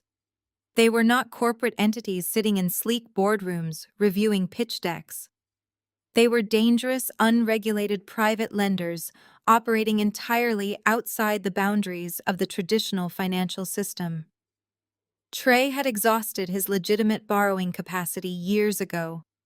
To maintain his flashy CEO persona and fund their extravagant lifestyle, he had turned to individuals who do not send polite collection letters when a payment is missed. Chelsea confessed the entire operation was a complete sham. Trey's highly publicized health tech startup had generated absolutely zero revenue. He had been running a classic Ponzi scheme. He used the cash infusions from new predatory lenders to pay the exorbitant interest rates demanded by the old lenders. He shuffled stolen money between hidden accounts to project an illusion of aggressive corporate growth. But the music had finally stopped. The influx of new capital had dried up, and the older lenders were demanding their principal balances immediately. Chelsea cried that Trey owed millions of dollars, and these people were currently calling his personal cell phone, threatening severe physical violence. She screamed into the phone that the $500,000 they demanded from me this morning was never meant for software development. It was a desperate bridge payment intended to pacify the most violent lender in Trey's network. Chelsea begged me to undo the irrevocable trust. She pleaded with me to call Harrison and release the funds, claiming that Trey's actual life was in immediate danger. She attempted to place the burden of his survival entirely on my shoulders. She cried that if I withheld my inheritance, I would be personally signing her husband's death warrant and destroying her family forever. I stood by the floor-to-ceiling window of my hotel suite, looking out over the sprawling grid of downtown Chicago. I processed her confession with the cold, calculated precision of a risk assessment algorithm. The sheer magnitude of Trey's financial recklessness was astounding. He had not just failed at business, he had actively engaged in massive criminal fraud and intentionally entangled himself with a violent criminal element. Now Chelsea expected me to liquidate my safely guarded assets and hand them over to a syndicate of loan sharks to mask her husband's felonies. I broke down the financial mechanics of her request aloud. I spoke to my sister not as a sibling, but as a forensic data analyst dissecting a fatal error. I explained that paying $500,000 to unregulated criminals would not solve Trey's systemic debt crisis. It would simply signal to the lenders that he possessed a wealthy, vulnerable family member willing to act as an endless financial reservoir.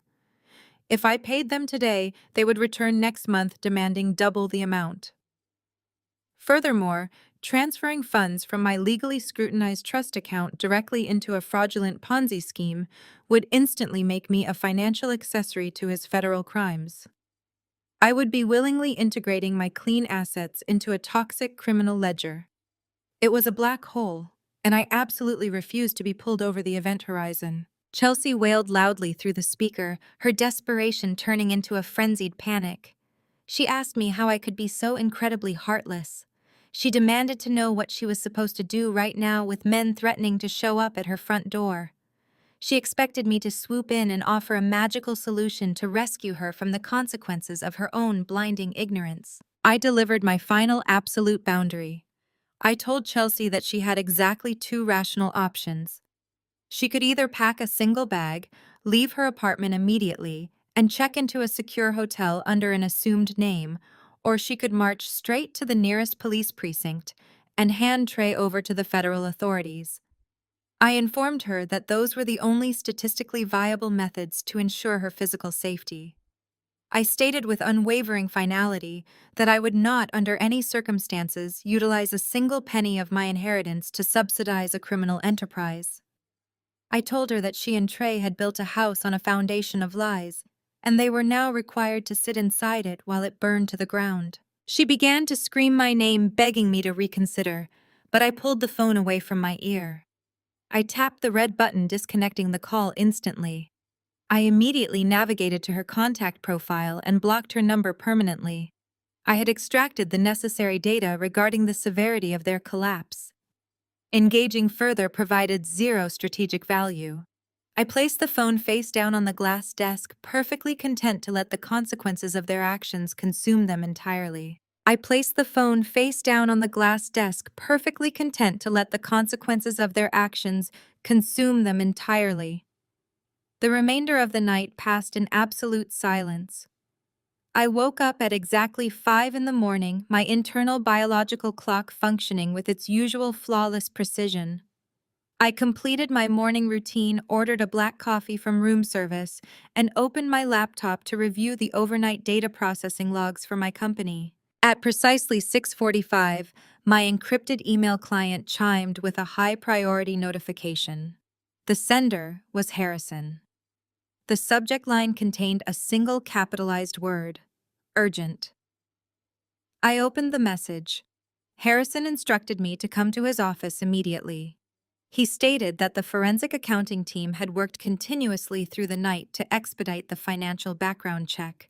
The preliminary audit results were compiled, and he needed to brief me in person before the markets opened. I arrived at his high-rise office building 30 minutes later. The sprawling lobby was practically empty at this hour, devoid of the usual corporate foot traffic. The receptionist immediately escorted me to the conference room. Harrison was already seated at the polished mahogany table. He looked remarkably different from our meeting the previous afternoon. His usual sharp, unyielding composure had been replaced by an expression of profound, grim realization. He had loosened his silk tie, and a half-empty cup of coffee sat next to a thick, heavy document folder with a stark red cover. I took the leather chair across from him and placed my hands flat on the table. I asked him to deliver the raw data. Harrison pushed the red folder across the mahogany surface until it rested directly in front of me. He explained that he had instructed his top forensic accountants to execute a deep dive into Lydia's financial ecosystem. They utilized aggressive tracing algorithms to map out every single bank account, tax filing, property deed, and credit line associated with her social security number over the past 10 years. Harrison leaned forward, folding his hands together. He told me that the results were absolutely catastrophic. He stated that the immaculate, wealthy country club lifestyle my mother had projected for the past decade was nothing more than a highly leveraged financial mirage. The raw numbers painted a picture of staggering insolvency. Lydia had zero liquid assets. Her personal investment portfolios had been drained years ago. She had taken out massive predatory loans against her luxury vehicles and quietly remortgaged her suburban home to the absolute maximum legal limit. I opened the red folder and began scanning the spreadsheets. My eyes darted across the columns of red ink and negative balances. As a data analyst, I recognized the pattern immediately. This was a classic downward spiral of debt restructuring. Lydia had been borrowing from new creditors simply to pay the minimum interest balances on her older loans. She was operating her own personal Ponzi scheme long before she ever met Trey. The impeccable matriarch who constantly belittled my career and mocked my financial independence was actually drowning in millions of dollars of toxic consumer debt. But the audit revealed something far more sinister than simple financial mismanagement. Harrison tapped a specific page in the middle of the dossier. He instructed me to look at the money flowing between Lydia's accounts and Trey's failing startup. I traced the digital breadcrumbs. The data showed a massive, complex web of interrelated transactions. Lydia was not just an innocent mother-in-law who had been manipulated by a charismatic tech founder.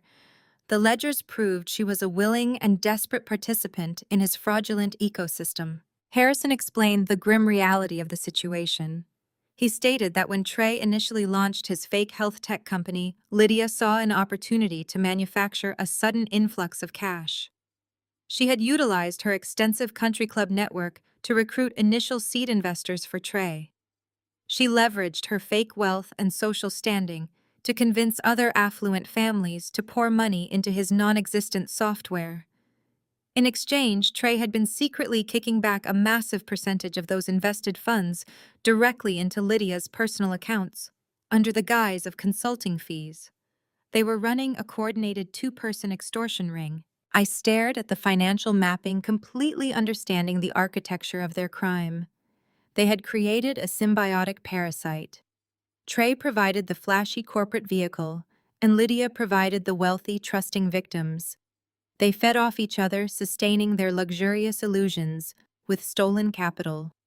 But the data clearly showed that the influx of new victims had completely dried up approximately 8 months ago. The consulting fee kickbacks to Lydia had abruptly stopped. Harrison pointed to the most recent transaction log. He noted that without that stolen income stream, Lydia's entire financial structure had entered immediate critical failure. She had defaulted on her massive mortgage. Her luxury cars were weeks away from repossession. Her creditors were actively preparing to file public lawsuits that would completely destroy her carefully guarded social reputation. She was standing on the precipice of total public humiliation and absolute bankruptcy. This revelation completely recontextualized the events of my 30th birthday. The aggressive ambush in my kitchen, the forged power of attorney document, and the demand for $500,000 were not just arrogant attempts to fund Trey's failing business. Lydia did not simply want my money to be a supportive mother to Chelsea or to help her son-in-law out of a tight spot. She was deeply personally desperate. She needed that exact sum of money to cover her own fraudulent tracks and stave off her own impending financial execution. I closed the red folder and looked at Harrison. I stated that her desperation made her dangerous, but it also made her predictable. She had treated my trust fund as her ultimate salvation. She had spent the last 10 years counting down the days until my 30th birthday, viewing my inheritance as her guaranteed bailout package. Harrison nodded solemnly. He agreed, but his expression remained tight and deeply concerned. He told me that the audit had uncovered one final transaction, a transaction so reckless and illegal that it elevated the entire situation from a severe civil dispute into a catastrophic federal nightmare. Harrison reached into the back pocket of the red audit folder and withdrew a thick stack of commercial banking contracts. He laid them flat on the polished mahogany table, carefully aligning the edges. He pointed to the top sheet bearing the distinct embossed logo of a major federally insured national bank. He explained that precisely 6 months ago, Trey had reached a critical inflection point. His unregulated private lenders were demanding immediate returns, and his Ponzi scheme was teetering on the edge of total exposure. Trey desperately needed a massive cash infusion to keep his fraudulent operation afloat. Lydia stepped in to secure a $1 million commercial loan to serve as a bridge payment. I stared at the financial paperwork in front of me. I asked Harrison a highly logical question. I demanded to know how a woman with maximized residential mortgages, defaulted vehicle loans, and absolutely zero liquid assets managed to qualify for a 7-figure commercial credit line at a Tier 1 federal institution. Harrison did not answer immediately. He simply slid the second page of the banking contract toward me and tapped his index finger against the collateralization clause. My eyes scanned the dense legal text, parsing the strict financial parameters. Right there in stark black ink, buried beneath pages of corporate jargon, was the specific routing and account number of my inheritance. Lydia had not just lied to her wealthy country club friends to secure seed money. She had actively and maliciously lied to a federal financial institution. She utilized her residual knowledge of my late father's estate planning and her lingering administrative access to my childhood banking profiles to present herself as the primary financial guarantor for the commercial loan. Harrison pointed to the signature line at the very bottom of the preliminary authorization forms. My full legal name was scrawled across the designated space in dark blue ink. It was a flawless, absolute forgery. Lydia had painstakingly practiced my signature, replicating the exact slant pressure and curvature of my handwriting. She explicitly pledged my soon-to-vest $1.5 million trust fund as the absolute collateral securing Trey's fraudulent commercial loan. She essentially mortgaged my entire future and leveraged my hard-earned financial security simply to buy her highly manipulative son-in-law another 6 months of fake corporate success. I analyzed the chronological timeline, connecting the disparate data points with ruthless efficiency. The bank had approved the preliminary loan underwriting based entirely on the forged collateral pledge. However, standard federal compliance regulations required the institution to conduct a final manual asset verification within 30 days of the designated trust vesting date. That specific compliance regulation was the missing piece of the puzzle. That was the exact reason why Lydia had ambushed me in my kitchen at the crack of dawn on my 30th birthday. The heavily stapled power of attorney document she tried to force me to sign over my morning coffee was not just a blunt tool to steal my money, it was a desperate retroactive shield. She urgently needed my legitimate physical signature to officially authorize the collateral pledge before the bank executed their final automated compliance audit. If I had signed that paper in a moment of familial weakness, I would have instantly legitimized her felony forgery. I would have permanently and legally shackled my entire net worth to Trey's imploding criminal enterprise. A cold, sharp wave of profound realization washed over me. By silently executing the transfer of my entire inheritance into an irrevocable trust, at the exact stroke of midnight, I had not merely protected my money from a greedy parent. I had accidentally detonated a massive financial bomb directly underneath Lydia's entire operation. When my funds moved into the impenetrable legal vault of the irrevocable trust, they completely vanished from the commercial banking grid. The underlying collateral securing the $1 million federal loan ceased to exist as an accessible financial asset. Harrison leaned forward, resting his forearms heavily on the conference table. He told me that the bank's automated risk management algorithms would inevitably flag the missing collateral within the next 48 hours. Once the corporate banking system registered a $1 million unsecured liability attached to a defaulting tech startup, the institution would initiate an immediate aggressive manual review of the entire loan file. Harrison broke down the severe implications under United States financial law. He spoke with the grim, absolute finality of a judge delivering a terminal sentence. He stated that forging a signature on a loan application submitted to a federally insured institution is a direct, blatant violation of strict federal statutes.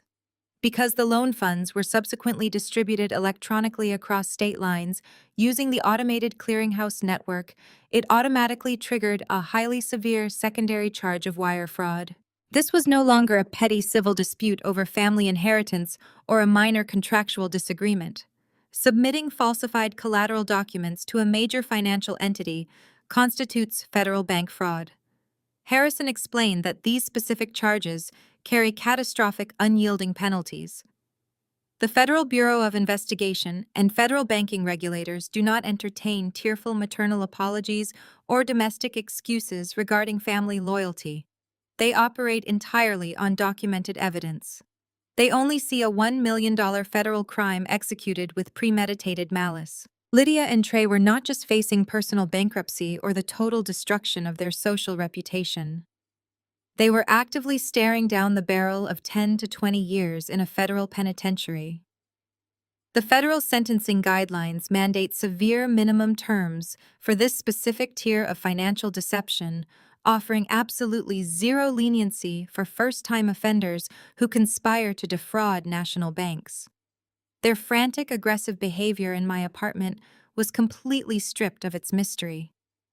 Their panic was not born out of a desire to build a business or secure a luxury vacation home in Aspen. Their sheer desperation to get me to sign the power of attorney was literally a matter of keeping themselves out of a federal prison cell. They were trapped in a burning building of their own creation, and my signature was the only viable fire exit. By refusing to hand over the pen, I had effectively sealed the doors and locked them inside.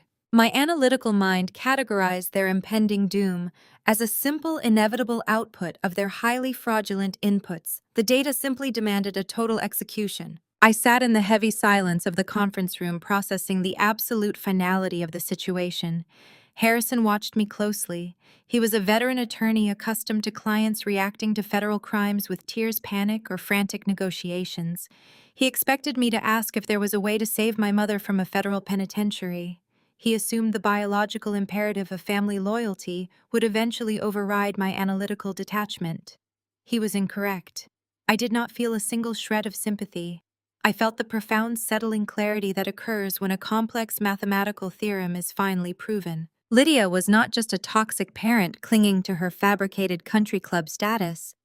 She was a desperate cornered criminal holding a lit match over a massive financial powder keg. Trey was not just an arrogant tech bro running a failing startup. He was an active co-conspirator in a federal wire fraud operation facing the total annihilation of his freedom. They were both staring directly into the abyss of the United States justice system. Harrison tapped a gold pen against his mahogany desk, breaking the silence. He asked me how I wanted to proceed. He stated that we could immediately hand the forensic audit over to the federal authorities and let the Federal Bureau of Investigation handle the arrests. He warned that taking that path would trigger an immediate media circus, freezing all assets and permanently branding my family name with federal indictments. I shook my head. I told him that handing the audit over right now was strategically premature. I explained my reasoning with cold precision. If we went to the authorities today, Lydia and Trey would immediately play the victims. They would hire expensive white-collar defense attorneys, using the last of their stolen credit lines to spin a highly polished narrative of a simple administrative misunderstanding. They would attempt to claim that the forged signature was just a minor clerical error, made in good faith by a caring mother trying to help her busy daughter manage complex financial investments. They would use their remaining country club connections and social capital to paint me as a vindictive, estranged child trying to ruin a minor oversight. I refused to leave them a single microscopic loophole to escape through.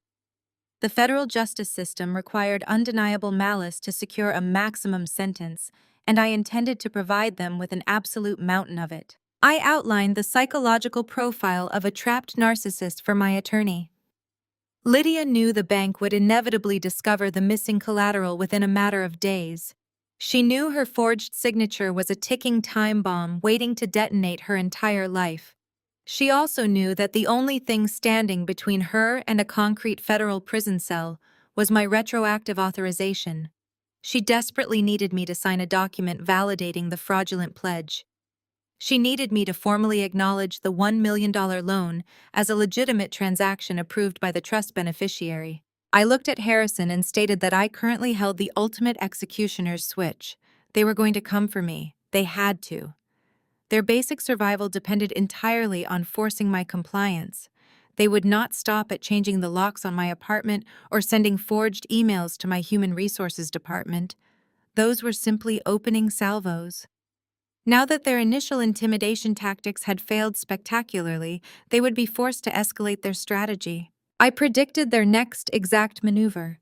I told Harrison they would realize that aggressive isolation tactics were completely ineffective against me. Therefore, they would pivot to a highly coordinated public performance. Lydia would attempt to trap me in a controlled social environment.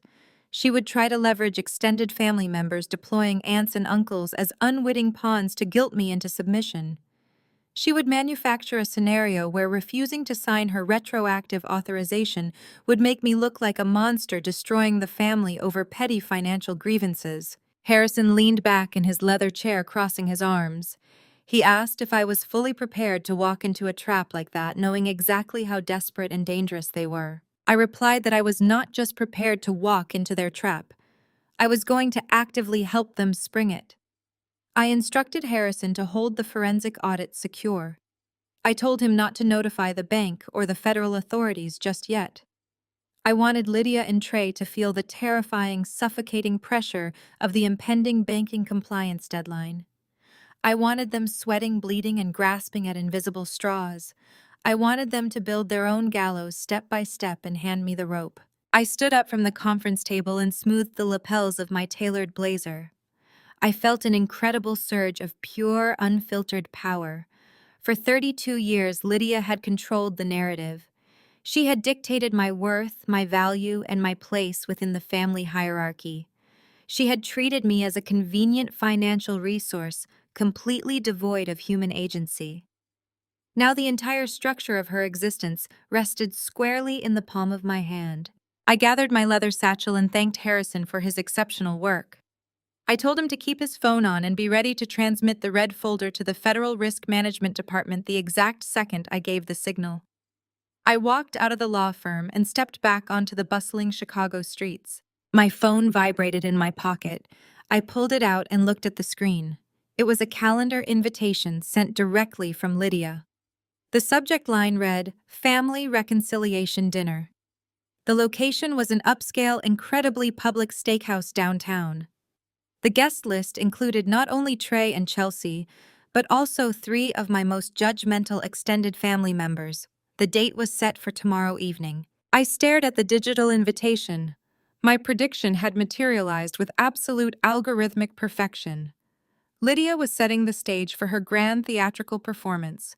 She was preparing the ultimate social pressure cooker to extract the signature that would save her from federal prison. I tapped the screen and officially accepted the invitation. I was going to give her exactly the audience she desperately wanted.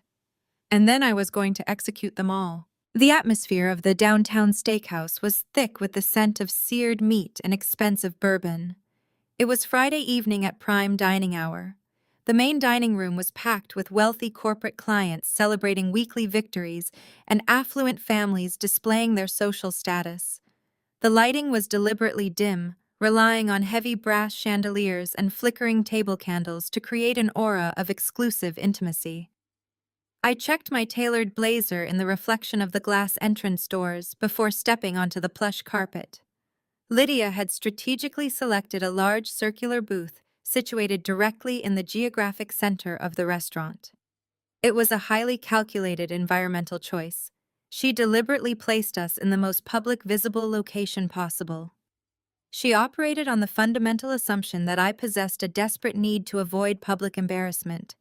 She believed the sheer volume of high society witnesses would force me into quiet, passive compliance. She fundamentally misunderstood my current operating parameters. I was not there to preserve social decorum. I was there to execute a demolition. I paused near the host stand, shielded by a large decorative indoor plant, to conduct a preliminary visual assessment of the targets. I needed to analyze their physical baseline before engaging. Lydia sat perfectly upright at the head of the table, wearing a pristine white silk blouse and an expression of manufactured serenity. She was drinking a glass of red wine, playing the role of the generous matriarch hosting a lavish family gathering. But the real raw data was sitting directly to her left. Trey and Chelsea were actively falling apart in real time. They looked like absolute catastrophic failures. Trey had completely lost his curated Silicon Valley visionary aesthetic.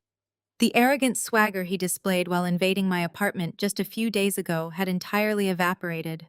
He wore a wrinkled charcoal blazer over a t-shirt that clung damply to his chest. Even in the dim lighting of the steakhouse, I could clearly see the heavy sheen of cold sweat coating his forehead.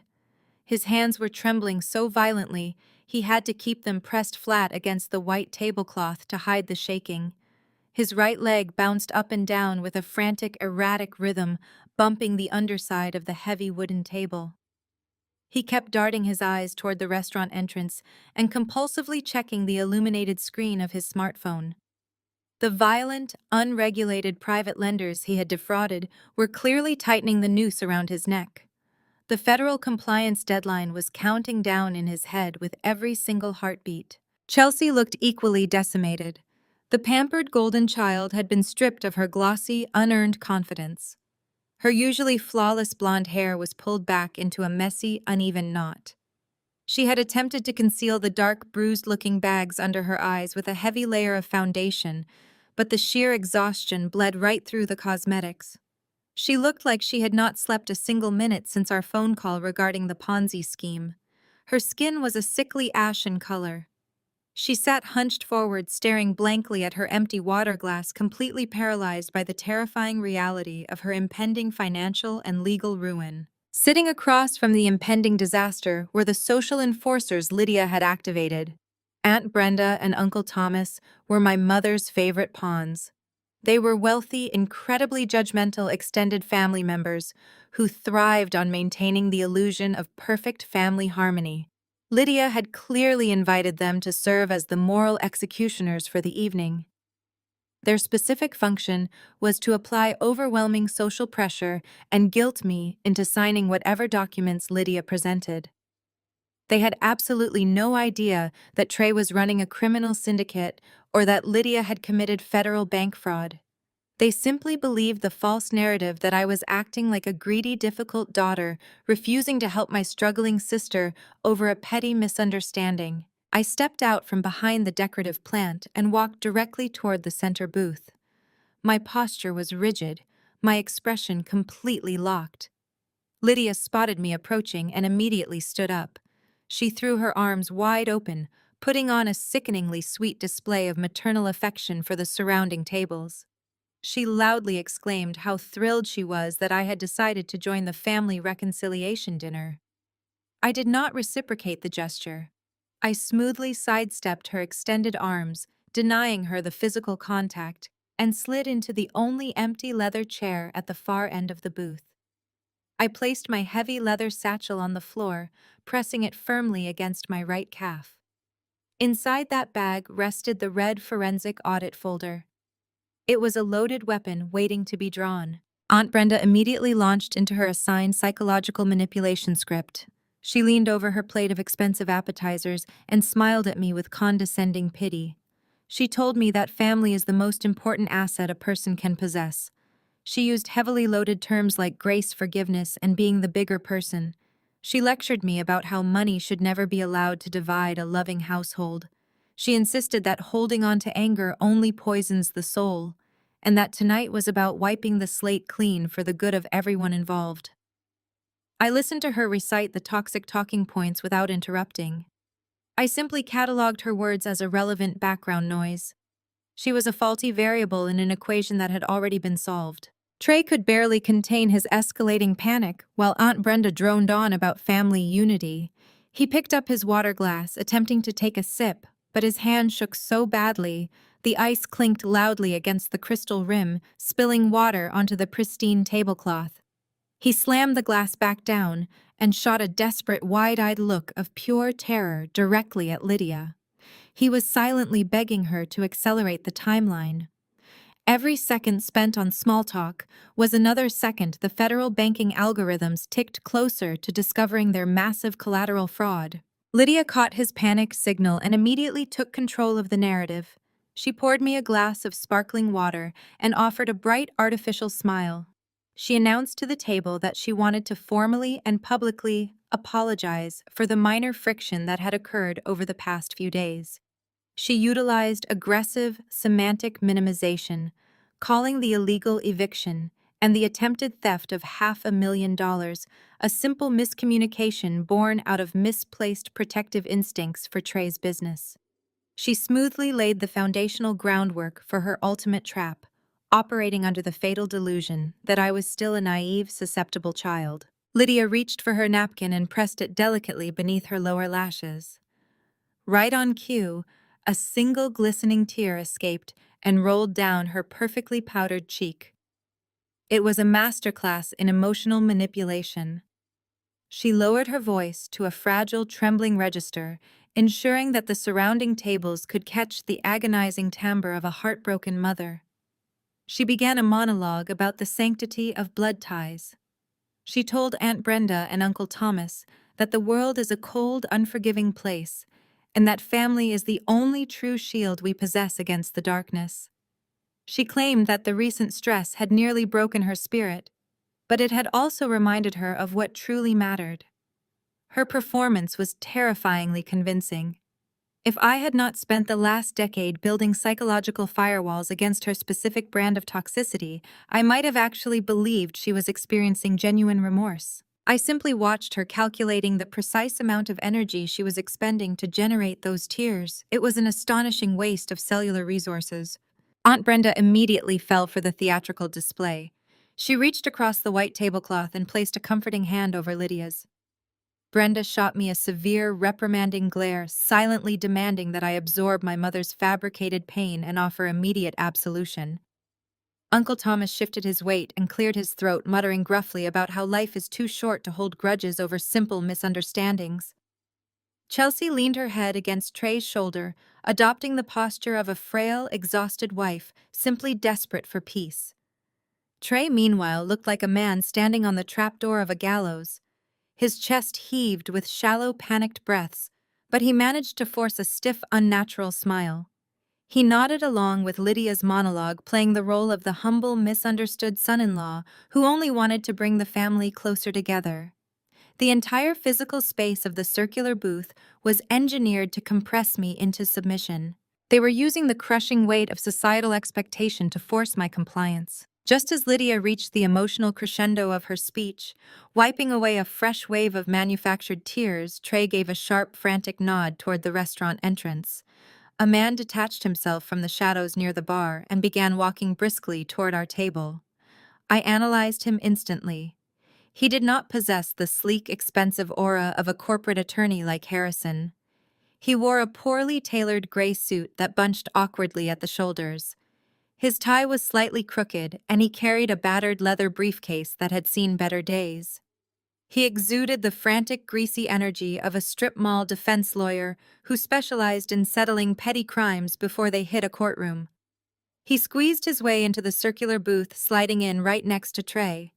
He smelled strongly of stale coffee and cheap peppermint cologne. Trey introduced him to the table as Mr. Gable, a close personal friend and independent legal consultant, who was just here to help facilitate the reconciliation process. Lydia smiled, wiping her eyes, and adopted a tone of bright, optimistic finality.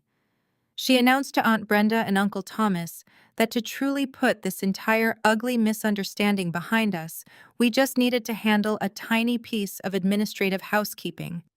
Mr. Gable snapped his briefcase open with loud metallic clicks that drew annoyed glances from the neighboring booth. He pulled out a single sheet of heavy legal paper and a cheap plastic ballpoint pen. He did not make eye contact with me. He was sweating almost as profusely as Trey. Gable slid the document across the pristine white tablecloth until it rested directly in front of my plate. He spoke in a rapid, hushed cadence, desperately trying to sound casually professional. He claimed it was a standard family asset release form. He stated it was just a simple boilerplate agreement to officially authorize the restructuring of some minor shared portfolios so everyone could walk away with a clean slate. I looked down at the single sheet of paper. The heading was deceptively simple, but my eyes instantly locked onto the dense alphanumeric codes buried in the third paragraph. I recognized the specific federal routing sequence. I recognized the internal institutional identifiers for the bank that held Trey's fraudulent commercial loan. The document Gable had just slid across the steakhouse table was not a peace offering. It was a retroactive signatory authorization. It was a highly specific legal instrument designed to explicitly ratify the $1 million collateral pledge Lydia had forged 6 months ago. They were attempting to trick me into legally admitting that I had willingly provided my trust fund to back Trey's loan from the very beginning. Aunt Brenda chimed in again, her voice dripping with sugary coercion. She urged me to just sign the paper so we could finally order our entrees and celebrate being a family again. Uncle Thomas tapped his watch, noting that the evening was getting late and we should wrap up this boring business talk. They were entirely clueless. They had absolutely no idea they were actively pressuring me into becoming a documented accessory to a massive federal banking crime. They thought they were mediating a petty family squabble over pride. Lydia leaned forward, her eyes locking onto mine. The maternal tears had completely vanished, replaced by a cold, hard stare of absolute predatory demand. She pushed the plastic pen closer to my hand. Her voice dropped an octave, carrying a sharp, vibrating edge of sheer desperation. She told me to stop being difficult and just sign the form, Madeline.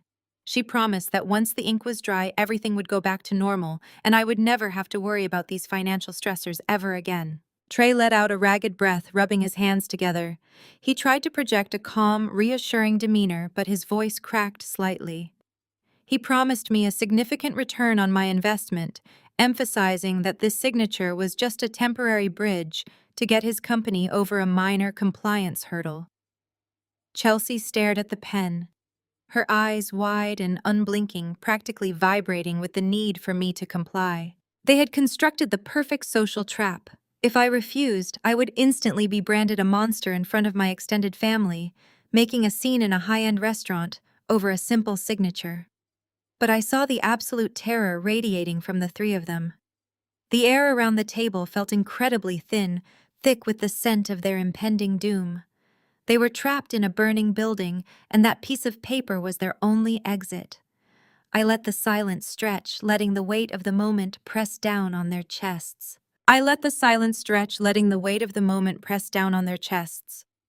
I ignored the fraudulent release form on my plate. Instead, I reached down and grasped the handles of my leather satchel. I unzipped the main compartment with a loud, deliberate sound that sliced through the ambient noise of the steakhouse. I pulled out the stark red folder. I placed it squarely in the center of the table. I looked directly at Aunt Brenda and Uncle Thomas. I spoke with the perfectly modulated voice of a lead data analyst presenting a quarterly postmortem. I stated that transparency and honesty are the bedrock of any functioning household. Therefore, I felt it was my duty to provide them with the complete unfiltered data regarding why we were all sitting at this table tonight. Aunt Brenda offered a confused smile. Lydia lunged forward, grasping at the red folder, but I swiftly pinned it to the table with my forearm. I warned Lydia that attempting to destroy audit documents in front of multiple witnesses would only expedite her impending incarceration. The word incarceration hung over the booth like a guillotine. Uncle Thomas dropped his fork. Mr. Gable suddenly looked incredibly alert. I opened the red cover. I flipped to the first tab and slid a printed banking ledger toward Aunt Brenda. I established the baseline of their malicious behavior. I explained that just 48 hours ago, Lydia logged into a dormant joint checking account from my college years and initiated an unauthorized wire transfer. I watched Aunt Brenda read the transaction memo out loud. Back pay for raising you. I informed the table that my mother had stolen $12,000 of my emergency savings out of pure, petty spite simply because I had refused to hand over $500,000 of my inheritance that same morning. Chelsea tried to protest, but I cut her off. I flipped to the second tab and slid a stack of technical diagnostic reports toward Uncle Thomas. I detailed how Lydia and Trey, realizing they could not intimidate me into liquidating my trust fund, decided to execute a coordinated attack on my corporate career. I explained that they fabricated digital vendor invoices and sent an anonymous whistleblower email to my human resources department accusing me of white-collar embezzlement. Trey began shaking his head violently, his eyes wide with terror. He stammered that I had no proof. I smiled, my expression completely devoid of warmth. I informed the table that Trey had built his tech startup with outsourced code and possessed absolutely no fundamental understanding of cybersecurity. I explained that I personally pulled the Internet Protocol routing data from the anonymous email in front of my compliance director. I pointed to the printed diagnostic report highlighting the exact numerical sequence. I stated unequivocally that the malicious email traced directly back to the registered servers of Aura Health Innovations. Trey had digitally signed his own corporate execution order. Aunt Brenda gasped, pulling her hands back from the table as if it were suddenly electrified. Uncle Thomas stared at Trey with an expression of profound disgust. Mr. Gable began frantically packing his legal pad back into his battered briefcase. He realized instantly that he was sitting in the blast radius of a massive liability, but I was not finished. I flipped to the final tab in the red folder. I pulled out the commercial banking contracts and the forged signature pages. I laid them out so every single person at the table could see the embossed federal banking logo. I delivered the ultimate payload. I explained the true nature of their catastrophic financial collapse. I narrated how 6 months ago, Trey had run his Ponzi scheme straight into the ground and owed millions to violent, unregulated private lenders. I detailed how Lydia, stepping in to save her golden child's husband, committed textbook federal bank fraud. I pointed to the forged signature on the collateral pledge. I explained that Lydia had illegally leveraged my $1.5 million trust fund to secure a $1 million commercial bridge loan. I watched the exact moment Lydia's pristine matriarchal mask completely shattered. The muscles in her face went slack. Her jaw trembled, and the color completely drained from her skin, leaving her looking hollow and terrified. I explained the legal mechanism of my defense. I informed the table that on the morning of my 30th birthday, I had transferred every single dollar of my inheritance into an impenetrable, irrevocable trust. I explained that by moving the money, I had accidentally deleted the underlying collateral, securing Lydia's fraudulent federal loan. I pointed to the useless release form. I stated that this dinner was a desperate theatrical trap designed to trick me into retroactively authorizing her felony. They needed my signature tonight because the federal banking algorithms were currently flagging the unsecured $1 million liability. Mr. Gable did not say a single word. He grabbed his briefcase, slid out of the circular booth, and practically ran toward the restaurant exit, abandoning his clients entirely. He knew a sinking ship when he saw one. Aunt Brenda pressed her napkin over her mouth, her eyes wide with unadulterated horror. Uncle Thomas looked at Lydia as if she were a complete stranger. The social pressure they were supposed to apply had completely evaporated, replaced by absolute revulsion.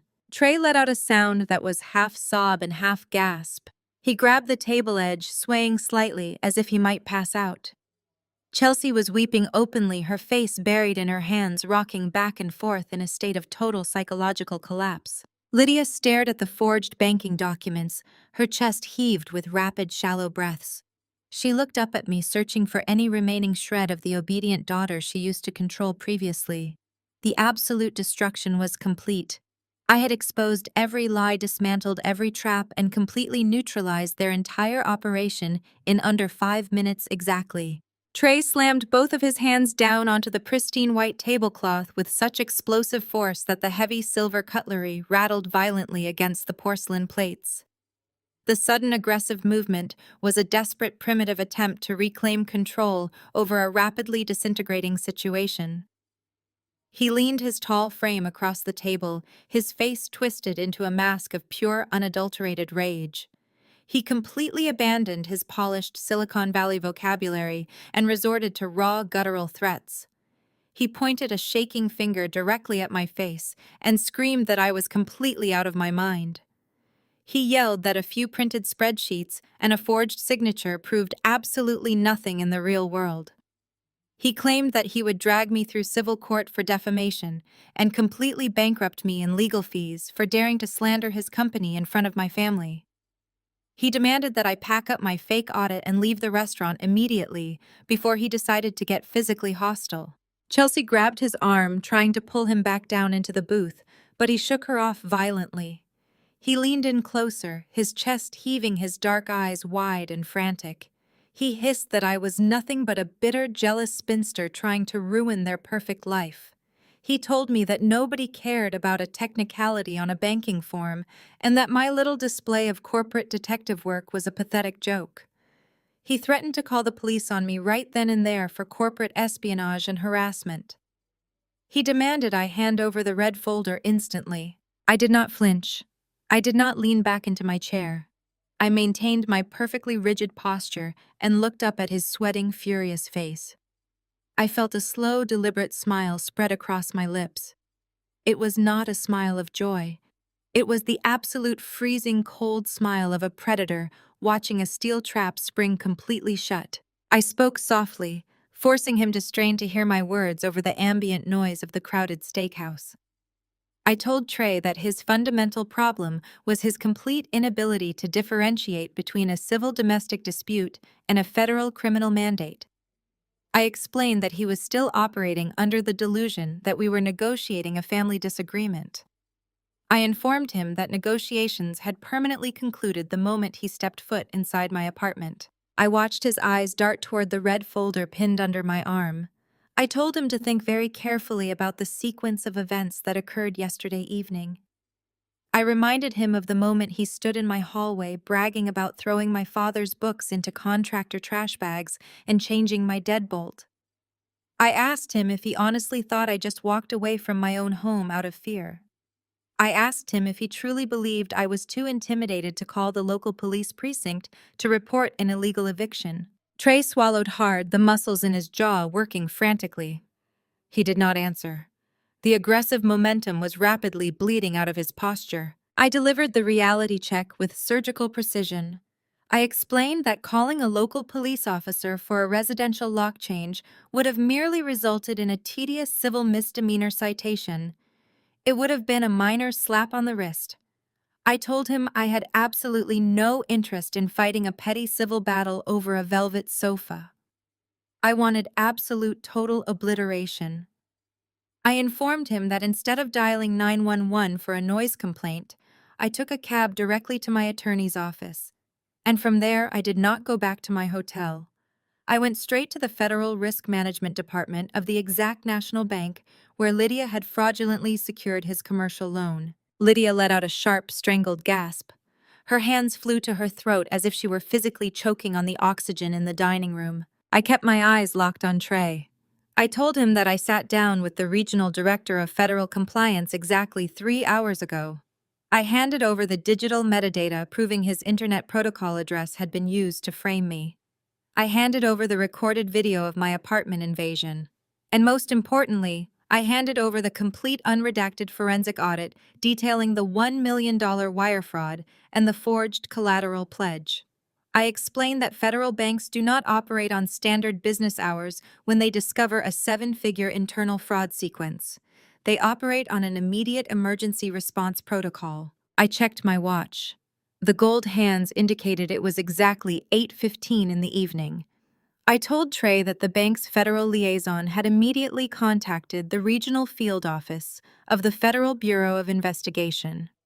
I explained that executing a complex financial fraud against a federally insured institution utilizing the automated clearinghouse network is a Priority 1 felony. I informed him that the federal agents did not need to wait for a subpoena because I had willingly provided the raw, unassailable data proving the crime was currently active. Trey's mouth opened, but no sound came out. The arrogant tech founder completely vanished, leaving him looking like a hollow, terrified shell. He slowly sank back down into the leather booth, his knees physically buckling under the crushing weight of the revelation. At that exact moment, the ambient lighting in the upscale steakhouse began to shift. The warm, flickering glow of the table candles and the heavy brass chandeliers was suddenly interrupted by a stark, violent rhythm of color. Brilliant flashes of sharp red and piercing blue light began reflecting off the polished glass entrance doors and the dark mahogany windowsills. The strobing lights cut through the elegant atmosphere of the dining room, casting long, erratic shadows across our table. Aunt Brenda and Uncle Thomas scrambled out of the booth, knocking over their water glasses, in their sheer desperation to distance themselves from the blast radius. They practically sprinted toward the kitchen corridors, terrified of being associated with a federal raid. Chelsea began screaming a high-pitched, continuous wail of pure animal panic. She curled into a tight ball on the leather seat, burying her face in her knees as the reality of her destroyed life finally caught up to her. Lydia sat perfectly still. She stared blankly at the red and blue lights flashing across her empty wine glass. The pristine matriarch who had carefully selected this highly visible center table to socially manipulate me was now trapped in her own public panopticon. The entire restaurant was watching her absolute downfall. She had absolutely nowhere left to run. The heavy glass doors at the front of the restaurant swung open with commanding force. The sophisticated chatter of the dining room died instantly, replaced by a stunned, heavy silence. 4 individuals walked through the entrance. 2 were uniformed police officers, their radios crackling softly in the quiet room. The other 2 were federal agents wearing dark tactical windbreakers with stark yellow lettering printed across the back. They bypassed the host stand entirely. Their eyes scanned the crowded room with practiced tactical efficiency before locking directly onto our central circular booth. They began walking straight toward the table, their boots thudding heavily against the plush carpet. The checkmate was officially complete. The 4 officers closed the distance between the entrance and our circular booth with terrifying speed. The heavy thud of their boots against the carpet sounded like a countdown clock reaching absolute zero. The federal agents in their dark windbreakers did not look around at the wealthy patrons staring with open mouths. They kept their gaze locked entirely on the individuals sitting directly to my left. Trey tried to push himself backward into the leather upholstery, as if he could physically merge with the booth and disappear from the physical realm. Lydia remained frozen, a perfectly preserved statue of maternal arrogance slowly cracking under the weight of federal jurisdiction. The lead agent stopped inches from the white tablecloth. He did not introduce himself with a polite greeting. He looked down at the sweating, trembling man across from me and demanded to confirm his identity. Trey opened his mouth, but his vocal cords completely failed. He managed a pathetic, jerky nod. The agent did not hesitate. He instructed Trey to stand up and step completely out of the booth. He announced in a voice that carried clearly across the silent dining room that Trey was being placed under immediate arrest for multiple counts of wire fraud, operating an illicit financial syndicate, and defrauding federal banking institutions. Trey panicked. The arrogant tech visionary who had casually invaded my apartment and shattered my belongings earlier that week suddenly transformed into a cornered, desperate animal. He bumped the table violently, sending the crystal water glasses crashing onto the floor. He tried to scramble sideways, attempting to wedge himself past Chelsea and bolt toward the kitchen corridor. The two uniformed police officers anticipated the maneuver instantly. They closed the gap, grabbed him by both shoulders, and hauled him out of the booth with absolute professional force. They slammed him face down against the polished mahogany wall separating the dining areas. The sharp metallic ratcheting sound of heavy steel handcuffs locking around his wrists echoed through the high-end steakhouse. It was the definitive sound of his entire fraudulent empire crashing into dust. The lead federal agent read Trey his rights, while the officers patted down his tailored charcoal blazer, extracting his smartphone and wallet. Trey began sobbing wildly, his face pressed against the dark wood paneling. He screamed that it was all a massive misunderstanding, that his investors were fully aware of the corporate risks, and that he was just a few days away from securing a massive software acquisition. He was still trying to pitch his fake company while wearing federal restraints. The officers simply turned him around, marched him straight through the center of the dining room, and out the heavy glass front doors. The patrons watched the disgraced tech founder being hauled away into the flashing neon lights of the police cruisers waiting at the curb. The second federal agent turned his attention directly to Lydia. The matriarch who had spent the last 30 years meticulously curating an image of absolute financial and social superiority was now the primary target of a federal fraud investigation. The agent informed her that she was not currently under formal arrest, but she was being detained for mandatory immediate questioning regarding a severely compromised commercial loan application. He specifically cited the submission of fraudulent collateral documents to a federally insured institution. He instructed her to gather her personal belongings and accompany him outside to a separate vehicle. Lydia attempted to deploy her ultimate defense mechanism. She tried to leverage her manufactured country club privilege. She pulled her shoulders back, raised her chin, and adopted a tone of fierce, indignant outrage. She informed the federal agent that he was making a catastrophic mistake. She threatened to call the chief of police, whom she claimed was a close personal family friend. She stated that this was a private domestic dispute orchestrated by her vindictive daughter and that she would not tolerate being publicly harassed in the middle of her dinner reservation. She demanded that the agent leave the restaurant instantly before she filed a massive civil lawsuit against his department. The federal agent did not even blink. He reached into his tactical jacket and pulled out a folded printed document. He held it up so Lydia could clearly see the federal seal and the signature of a federal magistrate judge. He informed her with chilling indifference that they had already seized the forged banking contracts from the risk management department. He stated that lying to a federal officer during an active fraud investigation would only upgrade her impending charges. He placed his hand hovering just above his utility belt and gave her one final absolute command to stand up and walk toward the exit voluntarily. The final remaining shreds of Lydia's delusion evaporated instantly. The terrifying reality of the United States justice system shattered her arrogant facade completely. She looked around the restaurant, realizing that every single one of her wealthy peers was actively watching her downfall. Her social currency had completely plummeted to zero.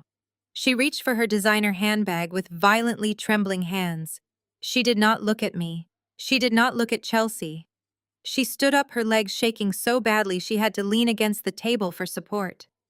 The agent escorted her away, leading the broken, disgraced matriarch out into the cold night air to face the terrifying consequences of her own boundless greed. Chelsea was left entirely alone in the booth. The pampered golden child who had worn my stolen jewelry and gleefully announced my illegal eviction was now utterly abandoned by the enablers who had shielded her from reality, her entire life. Her husband was in the back of a police cruiser facing decades in federal prison. Her mother was being detained for massive banking fraud. Her stolen apartment was secured by a court order. She had absolutely no money, no shelter, and no functioning coping mechanisms. She slid out of the leather booth and collapsed onto the restaurant floor. She curled into a tight fetal position right next to the shattered crystal water glasses, weeping with loud, ragged, agonizing sobs. I sat perfectly still, absorbing the absolute silence that followed the storm. The operation was a complete, flawless success. I had insulated my financial future, dismantled a dangerous criminal enterprise, and permanently neutralized my toxic family dynamics without raising my voice a single time. I reached into my blazer pocket and pulled out a crisp $20 bill. I placed the cash squarely on the pristine white tablecloth, directly covering the spot where the forged release form had been sitting just 10 minutes ago. It was more than enough to cover my glass of sparkling water. I grasped the handles of my leather satchel, securing the red forensic audit folder safely inside. I picked up my tailored coat, stepped over the crying remnants of my sister, and walked out the front doors, leaving the toxic system burning in ashes behind me. 6 months passed with the quiet, predictable efficiency of a perfectly optimized algorithm. The chaotic, volatile variables that had once plagued my existence were permanently deleted from my personal dataset. I was sitting at my kitchen island, bathed in the soft, warm glow of the early morning sun. I held a ceramic mug of freshly brewed dark roast coffee, letting the subtle heat radiate through my palms. The apartment was completely silent, save for the low, rhythmic hum of the city traffic 14 floors below. It was a beautiful, immaculate silence. The space around me looked entirely different from the disaster zone I had encountered on my 30th birthday. The tacky emerald green velvet sofa had been confiscated by the building management and hauled to the city dump hours after Trey was arrested. My custom shelving units were restored. My vintage watches were repaired and safely displayed in a new reinforced glass case. But the most significant change to my apartment was not cosmetic. It was foundational. Following the federal indictments against my mother and my brother-in-law, my trust attorney Harrison executed a ruthless legal sweep of all associated physical assets. Lydia had utilized a fraudulent joint deed to attempt her illegal eviction. When the federal prosecutors began liquidating her assets to satisfy the massive bank fraud penalties, Harrison filed an immediate civil claim. The presiding judge reviewed the overwhelming evidence of financial abuse and swiftly completely severed Lydia from the property deed. The apartment was now legally, entirely, and irrevocably solely in my name. The fortress was officially sealed. My professional life mirrored the absolute stability of my personal finances. The Human Resources Department at my health tech company did not merely close the investigation into the anonymous whistleblower complaint. The executive board reviewed my swift, analytical dismantling of the corporate sabotage and recognized a highly valuable asset. They realized that an employee who could calmly dissect a malicious cyber attack while under extreme personal duress was exactly the kind of unyielding leadership they required. 2 weeks after the incident at the steakhouse, I was officially promoted to senior product manager. I now oversaw a massive division of developers dictating the architectural flow of our most secure healthcare applications. My salary increased substantially, further compounding the aggressive financial growth of my protected trust fund. The federal justice system processed Lydia and Trey with the exact mechanical ruthlessness I had anticipated. Trey was completely denied bail due to his status as a high flight risk. His fraudulent startup was liquidated by federal receivers, and he eventually pleaded guilty to multiple counts of wire fraud and federal banking deception. He was currently serving a lengthy sentence in a federal correctional facility, stripped of his designer suits and his arrogant delusions. Lydia faced a similarly devastating reality. The federal prosecutors aggressively seized every hidden account and liquidated her heavily mortgaged suburban home to cover the massive financial liabilities she had incurred. She avoided a lengthy prison sentence by accepting a restrictive plea deal that involved heavy restitution and strict federal probation, but her life as a wealthy country club matriarch was permanently eradicated. She was entirely bankrupt, socially ruined, and completely isolated. I took a slow sip of my coffee, letting the dark liquid sharpen my focus. I placed the ceramic mug down on the pristine granite countertop. The digital screen of my smartphone illuminated the quiet kitchen. The device vibrated against the stone surface, registering an incoming call from an unknown local number. I analyzed the data point. My personal phone number was highly restricted, given only to vetted professional contacts and my legal team. An unknown caller at this hour indicated a significant statistical probability of a desperate breach attempt. I picked up the device and swiped the screen to accept the connection. I brought the receiver to my ear and waited in absolute silence. A jagged, ragged breathing sound came through the speaker. It was a chaotic, wet noise that I recognized instantly. It was Chelsea. The former golden child was sobbing with a frantic, disorganized desperation. She had apparently borrowed a prepaid burner phone just to bypass the permanent block I had placed on her primary contact number. She began speaking in a rushed, panicked stream of consciousness, entirely abandoning any pretense of pride or entitlement. She cried that she had absolutely nothing left. She wailed that the Federal Asset Forfeiture Unit had seized her shared bank accounts and that she had been officially evicted from her temporary rental unit because she possessed absolutely no verifiable income. She was currently standing on a public sidewalk, holding 2 plastic bags filled with whatever clothes she could carry before the marshals locked the doors. She begged me for salvation. She pleaded with me to let her sleep on my couch just for a few weeks until she could figure out a plan. She attempted to deploy the exact same manipulation tactics she had used her entire life, invoking the concept of sisterhood and shared bloodlines. She cried that we were the only family each other had left, and that she was completely terrified of navigating the world without a financial safety net. She expected my biological programming to override my logic. She believed that witnessing her absolute destitution would trigger a dormant maternal instinct, compelling me to rescue her from the consequences of her own boundless ignorance and cruelty. I listened to her frantic, desperate pleading with total emotional sterility. I did not feel a single microgram of pity or guilt. I analyzed her current situation as the direct, unavoidable mathematical output of the malicious variables she had willingly introduced into my life.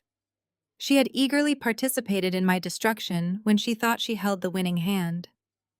Now that the board had been flipped, she expected a free pass. I waited for her to pause to draw a shaky, desperate breath. I spoke with a voice completely devoid of warmth, anger, or hesitation. It was the precise, flat tone of an automated system delivering a final, fatal error code. When you wore my dead father's necklace and threw my life onto the street, you stopped being my sister. I did not wait for her reaction. I did not want to hear the resulting explosion of panic or rage. I pulled the phone away from my ear and tapped the red disconnect button, terminating the connection instantly. I navigated straight to the incoming call log, selected the unknown burner number, and permanently added it to my blocked contacts list. I locked the screen and placed the device face down on the granite island. The digital quarantine was completely reestablished. I picked up my coffee mug and took another slow, quiet sip, looking out the expansive window at the vibrant morning city below. The toxic system had burned itself to ash, and I had emerged from the smoke entirely unscathed and completely free. I learned that protecting your money isn't greedy, it is protecting your self-worth. Blood does not give anyone the right to destroy your life. Have you ever had to use the law to stop a toxic family member? Share your story in the comments below, and don't forget to like and subscribe. The harrowing journey of Madeline dismantling her family's financial extortion reveals a profound truth about human relationships. Biological ties do not excuse psychological or financial abuse. For too long, society has peddled the dangerous narrative that family must be forgiven at all costs, demanding victims set themselves on fire to keep their toxic relatives warm. Madeline's clinical data-driven retaliation dismantles this outdated notion, proving that fiercely protecting your assets and your peace is the ultimate act of self-respect. We often mistake emotional manipulation for familial duty, allowing narcissistic parents and entitled siblings to drain our resources under the guise of loyalty. When Chelsea callously paraded around in her deceased father's necklace while overseeing her sister's illegal eviction, it was a glaring demonstration of how unchecked privilege breeds absolute cruelty. Madeline's triumph did not stem from explosive screaming matches or tearful interventions. Instead, it was born from the flawless execution of ironclad boundaries. By placing her inheritance into an irrevocable trust and utilizing federal compliance laws to her advantage, she transformed her perceived vulnerabilities into an impenetrable fortress. The core lesson here extends far beyond wealth management. You are never obligated to rescue people who are actively plotting to destroy you. Toxic individuals rely heavily on your empathy, your ingrained guilt, and your silence to sustain their parasitic lifestyles. Stripping them of this power requires viewing their manipulation as cold, hard data rather than an emotional obligation. When you stop reacting emotionally and start protecting yourself logically, the fraudulent empires they built will inevitably collapse under their own weight. True freedom arrives the exact moment you realize your worth is not defined by those who constantly seek to belittle you. Stand firm in your absolute truth, lock the doors against emotional extortion, and refuse to subsidize your own destruction.